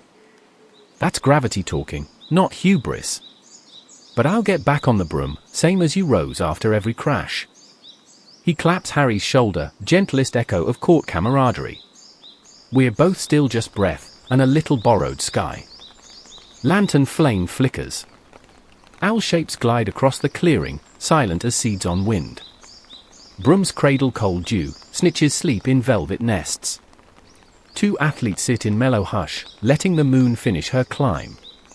The world beyond, petitions, cynics, hungry sports pages, fades to a distant rustle. Up where wind meets chalk-white stars, the thunderbird feather behind LeBron's ear shivers once, sensing dawn's far-off storm. And in that hush before tomorrow, sky and hardwood feel less like borders, more like lines on the same court, awaiting a whistle that will echo across both worlds. Dawn spills over London like warm milk, softening glass towers and gilding every dew-tipped blade on Wembley's emerald expanse. In the hush before the gates open, a breeze as fine as spun sugar slips across the pitch, raising a faint susurrus from 40,000 Nuliset cushion charms hidden beneath the grass. Hover cameras drift in patient orbits. Far above, cooling tower clouds shred to reveal a shy spring sun. In the player's tunnel, a low amber lumos casts curving shadows across arrayed brooms, lead glossy oak shafts, taut-tailed comets, sleek Nimbus 360 Burmese Kiarts built for the Muggle squad. Silver goal hoops arch at either end like twin moongates, their rims singing faintly with stabilizing runes. You can almost feel the pitch holding its breath. LeBron James stands center of the tunnel, broad shoulders wrapped in midnight blue robes trimmed bronze, colors chosen to read clearly on both Wizard holoscreens and Muggle 4K broadcast feeds. Beside him Simone Biles rolls her wrists, every stretch precise as an arithmancy proof. Sabrina Ionescu palms a quaffle charm to glow wolf's gold when her heart rate hits target zone. Farah Reyes checks the telemetry in their featherfall boots, runic threads blink verdigris, all green. Across the line, Victor Crumb's wizarding all-stars idle on broomsticks, murmuring in 10 languages. There is Cho Chang, sharp smile behind a Ravenclaw visor, there George Weasley, special guest beater twirling a bat etched with lightning. Fred's name glints on the handle in small gold script. A low gong reverberates, stadium ward ceiling, press charms locking, statute-approved blur wards wrapping Muggle-only cameras whenever ones ignite.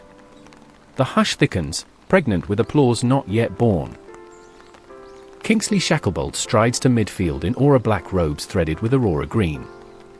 His voice rolls like velvet drums, magnified to every tier. By unanimous accord of the International Confederation of Wizards, witnessed by our honored Nomai guests, today we celebrate shared skies. Wizards, witches, and muggles, let the first cross-court exhibition begin. Boom dot, cannon bursts of confetti explode skyward, dissolving into shimmering pennants that hang in mid-air. 100,000 throats unleash a tide of cheers, half gasp, half roar. In that surge LeBron nudges his Nimbus forward, Boots humming, Simone pivots right flank, Sabrina lets the quaffle float like a tame planet above her palm. "We feet!" Madame Hooch's whistle slices the din. The snitch zigzags out of its box, a comet spark against stadium blue. Quaffle arcs. Two bludgers shoot like dark meteors.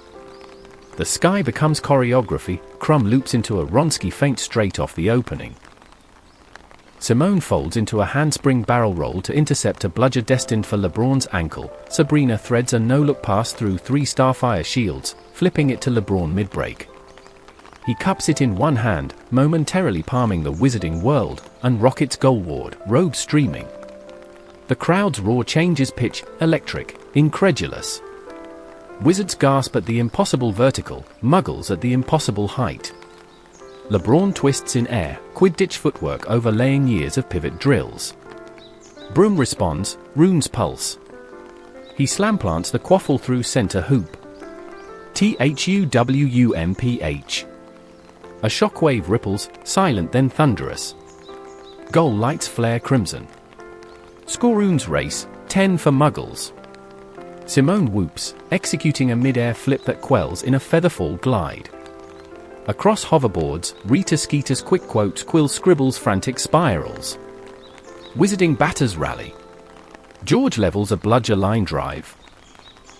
It detonates against Farah's shock-absorbing vambrace, runes dispersing kinetic force in a shimmer of turquoise motes. Cho Chang nicks Sabrina's quaffle path with a wind shear charm, pass wobbles, but Sabrina recovers with a basketball chest fake, sliding the ball under Crumb's arm to Simone, who volleys a touch pass straight back at LeBron.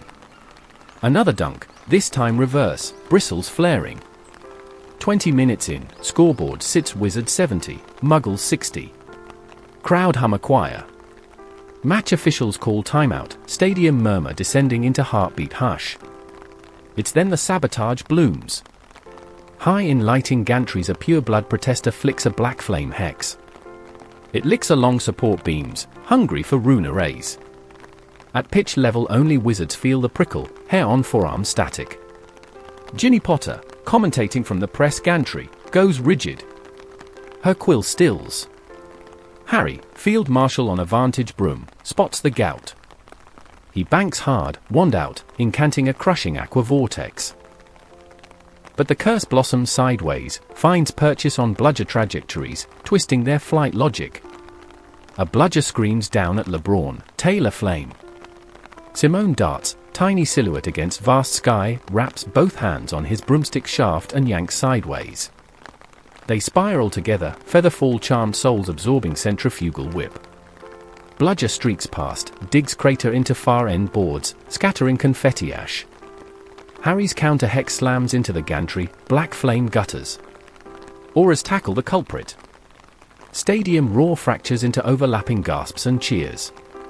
Through it all the snitch flits, untouched, glimmering like liquid diamond. Whistle shrills. Play on. Now every breath feels rarer, like air thin as mounting glass. Crumb dives, LeBron matches, Nimbus Taylor raise a shadow. They race parallel centimeters above turf, snitch 10 lengths ahead. Crumb slaps a slipstream jinx, drafting LeBron's acceleration, wizardry mirroring Muggle aerodynamics. LeBron counters by shifting center of gravity, leaning into a diagonal he perfected on hardwood cuts. Nimbus runes flare copper. Boots cushion shock as he jinks, forcing Crumb wide. In a single seamless motion he reaches, gentle, fierce, balanced, and the snitch lands in palm feather light. The whistle blast cracks like ice, scoreboard scrolls, Muggles plus 150, final score Muggles 210, Wizards 200. Stadium detonates in sound, half triumphed, half astonished. LeBron hovers mid-air, snitch wings fluttering against his fingertips. Across the field Crumb breaks stride, then lifts his broom in salute. Wizarding fans rise, thousands of wands igniting in starbursts. Muggle phones capture galaxies of dots swirling overhead. Down on the grass Harry lands first, clasping LeBron's forearm with a grin bright as midnight Patronus. Ginny sprints from the gantry, press badge flapping, laughter spilling like champagne. Simone cartwheels to a stop beside Sabrina, both sharing the breathless tremor of history made. Kingsley's baritone rumbles on sonorous, in recognition of unmatched courage, craft, and the spirit of shared skies. Let us cheer not a division, but a bridge. He taps one to throat, applause swells like thunder over Thames. Rita Skeeter's evening headline, written despite herself, will read, "Slam above the snitch, LeBron James dunks on gravity and prejudice alike." As moonlight slides between Stadium Arch and London Night, the new Crosscourt Cup trophy rises, crystal quaffle nested inside a silver hoop. By its base two inscriptions twine, Latin for magic in mastery and English for mastery in magic. Owls wheel over Wembley, dropping glittering tickets for next year. Somewhere a pureblood petition lies tattered, ink washed blue by extinguished black flame curse. In its place the hush returns, the hush before new dreams, and everyone present hears it. That breathless promise of sky, now wide enough for all who dare its whispering heights. Night has folded itself over London like a velvet curtain, muting the cheers still faintly echoing in the steel bones of Wembley. A half-moon peers through gauzy cloud, silvering the Thames and sprinkling hush over candlelit windows along Whitehall. Deep beneath the Ministry of Magic, in a radiant hall few outsiders have ever seen, a circle of phoenix-etched braziers glows low and steady. Here, the after-ceremony murmur drifts like lullaby tidewater, carrying words of wonder, snippets of laughter, the clink of goblets filled with spiced pear cordial. At the room's quiet heart stands LeBron James, ceremonial indigo robes exchanged for soft charcoal dress robes charmed to fit as naturally as warm-up sweats. Pinned over his left breast glints a brand new medallion, the Order of Merlin, 3rd class, a silvery disc inset with a shooting star that pulses once every few heartbeats, as if echoing that slam-dunk roar frozen forever in tonight's lore. He traces its rim with a thumb as if making sure it's truly there. Across a mosaic floor of moonstone and onyx, Harry Potter steps forward, holding a slender mahogany case. "I promised George this moment," he says in a hush stitched with midnight warmth. Inside the case lies a beater's bat, one half brulee to warm chestnut, the other lacquered glossy black. Fred's signature, spiraling gold ink, runs along the char line to meet George's, fresh and bold. A plaque reads "Sky dares us all." Harry closes the lid gently. "It's yours, on behalf of the twins," he adds. "Swing it at the world when doubt comes flying." LeBron bows, hand pressed over medallion. "I'll keep it close to the hoop," he whispers, voice a river slow to moonlit drift. Near the braziers, Simone Biles and Sabrina Ionescu stand wrapped in complimentary Starlight Sash awards, thin aurora sheen bands that flicker with each remembered cheer. Farah Reyes cradles a crystal model of the Nimbus 360K, runes embedded like constellations. They speak softly with Victor Crumb, now more friend than rival, trading notes on shock absorption charms and seeker footwork. Crumb admits, voice cloudy with Slavic baritone, never saw a mid-air Euro step before, and the three muggles laugh, the sound twinkling off the marble vaults. Beyond them, Kingsley Shacklebolt confers with Makusa dignitaries about transforming tonight's exhibition into an annual fixture, Crosscourt Cup, he calls it, words rolling like distant timpani. Ginny Potter scribbles every syllable into a floating quick notes parchment, quill whispering. Her eyes flick to LeBron, soften, then sparkle like snitch gold. Tomorrow's banner headline is already drafting itself behind her lashes. A hush even quieter settles as the hall's silver doors part for the final guests of the night, 6 young students from Hogwarts, 1st years to 5th. Each representing a house, each wearing brand new sky blue lanyards marked Bridge Scholars. They wobble forward on timid feet until they reach LeBron's side. The tallest, a Ravenclaw girl with night ink braids, offers him a vellum scroll. Inside, a petition of an opposite sort, hundreds of student signatures pledging to try a muggle sport next term, just as he dared to mount a broom. LeBron kneels so his gaze meets theirs, midnight warmth spilling from his eyes. "You sign, you saw," he promises, voice gentle grain on still water. The children flush crimson and gold and emerald and blue, little hearts beat thunder under school sweaters. Later, corridors lengthen into echoing hush. Harry guides LeBron through torchlit passages lined with stately portraits. Some nod approvingly, a few applaud with gloved phantom hands, one snooty frame sniffs sullen disdain, but silence soon overtakes even that. They emerge into an exterior balcony that overlooks London's Glitter Thread River. Wind brushes warm spring night against their cheeks. Far below, Muggle taxis glitter like mobile fairy lights. The wizarding wards shimmer subtle, almost invisible, above the rooftops, filmy barriers that once felt thick as stone now seeming to Harry paper-thin and luminous. LeBron props forearms on the balustrade. In the hush he speaks, words slow as drifting petals, crowds quiet fast. But silence, this weight, feels heavier than an arena going dark before the opening buzzer. Harry nods, gazing at the moonlit ripples. Silence carries echoes. Sometimes cheers bounce back in it, sometimes old fears. Tonight, I think it's wonder humming through the hush. They stand long moments letting that hum settle into bone.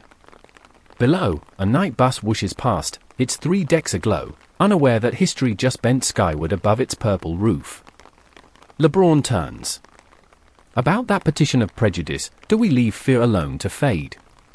A slow smile tugs Harry's scarred brow. We treat it like a rogue bludger? Keep eyes up, track its arc, swing your bat when it swoops close, then fly on. He rests a palm over the beater's case in LeBron's hand, a shared weight both protective and passing of torch. Steps echo back inside, taking them to a smaller chamber walled with rain-washed glass. The whole team regathers: Ginny, Simone, Sabrina, Farah, Luna, Crumb, George, hair a riot of celebratory sparks, Kingsley, Madam Hooch, Diego. Here a single oak table waits. On it, a parchment charter establishing the Crosscourt Cup Foundation, encouraging athletic exchanges, scholarships, and research into charm-safe sports gear for all children, wand-bearing or not. Feather quills hover, tips aglow, awaiting the first signature. LeBron steps forward and writes his name in glitter black ink that flashes bronze each time it catches torchlight. Harry follows, then Ginny, Simone, Sabrina, Farah, until the page blooms with 12 new signatures. The ink seals with a hiss, rising into faint steam that smells of broom polish and pine rosin. A clock somewhere deep inside the ministry chimes 3 gentle notes, neither midnight toll nor dawn knell, but the hush time between. Kingsley lifts quill for final flourish, and the parchment folds itself into a sleek origami golden hoop that sails into a crystal vault, where it floats, slow spin, steady glow, waiting to guide future flights. The gathering drifts apart like lanterns on still water. George promises Featherfall sneakers to every Hogwarts team next season. Crumb invites the Muggle squad to Bulgaria for midsummer broom polo. Simone and Sabrina exchange addresses with Cho, giddy at the thought of teaching cartwheel vault landings on broom tails. Soon, only LeBron, Harry, and Ginny remain near the exit arch. Ginny presses a tin into LeBron's palm, fizzing whiz-bees, lifetime supply redeemed 1 tin at a time. Whenever you need lift, she winks, without mounting the nimbus. LeBron chuckles, tucks tin inside his robe. Next time you're courtside, I'll bring butterbeer float fizz to the bench. They clasp forearms, witch's grip, athlete's grip, friend's grip. Ginny steps back, green eyes gleaming with tomorrow's front page glow. Harry lifts 2 fingers in casual salute, then guides her down a side corridor toward apparition lifts. LeBron lingers by the arch, Nimbus 360K slung light across his shoulder. He inhales one last breath of honeywax torch smoke, parchment dust, and new history, then follows a quiet ministry escort toward the same portkey basketball that ferried him here. Just before he touches its rune-lit seams, he looks back. An owl settles on a high sconce, head cocked, amber eyes bright as snitch wings. It hoots once, soft, solemn, the universe's own whisper of well done. The portkey engages, a sigh, a swirl, gentle downward tug, and the hall folds away. London night breathes on, silver and serene, while somewhere over an ocean a basketball star begins to dream of running backdoor cuts across cloud banks, of 3-point arcs slipping through goal hoops, of cheers that now belong to both earth and sky. And long after the last torch dims, the hush remains, star-tucked, promise heavy, singing that a court is any place 2 worlds agree to play beneath the very same moon. The moon has slipped west, and first light is beginning to pearl the horizon when a gentle pop carries LeBron James back onto the varnished wood of his private gym. The Portkey basketball cools beneath his fingers, its runes fading to ordinary pebble-black seams. Around him, nothing has moved, the towels still folded, the shooting machine still waiting, the scoreboard clock blinking the same pre-dawn digits, but every breath feels softer, as if the air itself remembers how high he flew. He sets the Nimbus 360K against the wall, bristles still fragrant with broom polish and night wind, and tucks the tin of fizzing whiz-bees into his duffel beside the Order of Merlin. When he finally laces up his familiar sneakers and walks onto the empty floor, the hush is deeper than any arena's pre-game silence. He dribbles once, echo soft as distant tide, and shoots. The ball arcs, nets, and whispers through, exactly as before, yet the sound seems wrapped in new possibility, like a familiar lullaby hummed in an unfamiliar key. Far across oceans, owls settle in their towers at Hogwarts, tired from celebrating. A snitch naps in velvet with wings folded neat. On the Ministry's crystal vault, the origami hoop still circles, its gold facets catching the very first spear of sunrise, promising another year, another match, another sky. And in the soft slip of dawn, while the world stretches awake, a simple truth hums in every quiet corner: the court, any court, is just a patch of promise. Lace a boot, mount a broom, drop a ball, spread a wing, slip into the hush between heartbeats and dare the next leap. Magic and mastery both begin there, in the breath before the whistle, waiting for anyone brave enough to listen. Sleep now, dreamer. Let the cheers fade to distant surf and the moon set behind closed lids. When morning fully blooms, you'll rise light as a nimbus tail, carrying the hush and the promise wherever you roam. Settle into the deepest fold of your blankets and let me gather every drifting firefly of the stories we've spun, press them gently between pages so they glow in one long hush of memory. First comes the summer Harry and his friends tried to outrun grief by slipping into the Muggle world.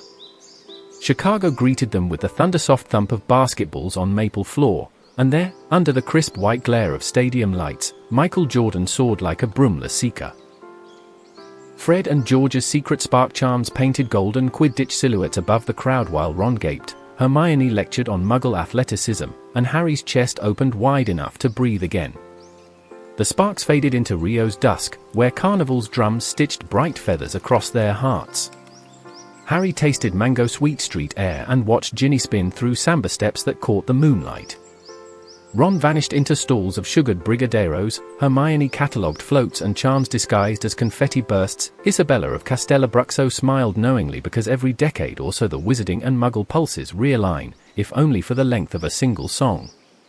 Then came Tokyo, with sumo wrestlers stamping sacred clay while distant cherry blossoms ghosted through the air. In that ring, Harry learned the measured strength of planted heels, something he would tuck away for darker jewels. Years flicked over like pages. The war ended and left the world tender, so our friend slipped into Broadway's gold-toned hush to watch The Lion King. Puppets prowled under velvet lights, echoing a hero's return from exile, and the theater's applause felt like a salve poured over old scars. Later, desert wind carried them to Coachella, guitars and lanterns bobbing under indigo sky. Silent Lumos charms stitched meteors across the stage, rigging each time a floodlight flickered. That night, Harry guarded no lives, only songs, and discovered that small joys were worth every ounce of vigilance. When London hosted its Grand Olympics, a restless hush stirred again, this time beneath copper petals waiting to bloom into flame. In the hidden rafters, Ashbourne saboteurs tried to lace Blackfire curses through the torch rigging. But Teddy Lupin's wolf patronus and Ginny's phoenix bright shields turned dark sparks aside, and the cauldron rose unspoiled while crowds roared on television, never guessing how close ruin had hovered. 5 summers later, Shadow crossed America, a path of totality sliding from Oregon pine to Illinois corn, and the Ashbourne sought to pry open veil rifts under the moon's false night. Luna's mooncalves pirouetted silver glyphs across dew, A-flat handbells chimed by Hogwarts children to tune the rune lattice, and Harry's gold shield wove the eclipse's ring of fire into safety. When daylight rushed back, a stadium full of muggles cheered eclipse science, unaware that magic had been stitching the sky's seam. Between those headline nights, Hogwarts itself whispered secrets just for us, staircase number 143 that appears only on leap years to show tomorrow's weather, Quietus Lucis, the hushlight charm that turns torches to dusky silver, Owl post ledgers that glow crimson whenever cursed letters arrive, the mirror carp whose reflection swims one heartbeat ahead of itself, offering glimpses of tomorrow. We roamed lakebed classrooms lit by Merscript crystals, tasted Headmistress McGonagall's violet leaf cordial recipe hidden behind the hourglasses, and listened to Rowena's lullaby echo up through fathoms when mist curled over black water. Then came the gambit no prophecy ever contemplated. LeBron James invited across that fragile seam to test whether pure athletic genius could ride a broom. Diego Morales delivered a portkey basketball that hummed with bronze runes, and LeBron stepped from Los Angeles hardwood into a moonlit hall where Ginny held a Nimbus 360K waiting. The broom tipped, bucked, then settled under his balance, guided by footwork drilled on hardwood courts. Simone Biles taught aerial rolls that married gymnastics to featherfall runes. Sabrina Ionescu threaded no-look quaffle passes between Starfire shields. NASA engineer Farah Reyes tuned the boots so bludger hits dispersed like harmless tides. Under Wembley's arch they squared off against Victor Crumb's all-star squad.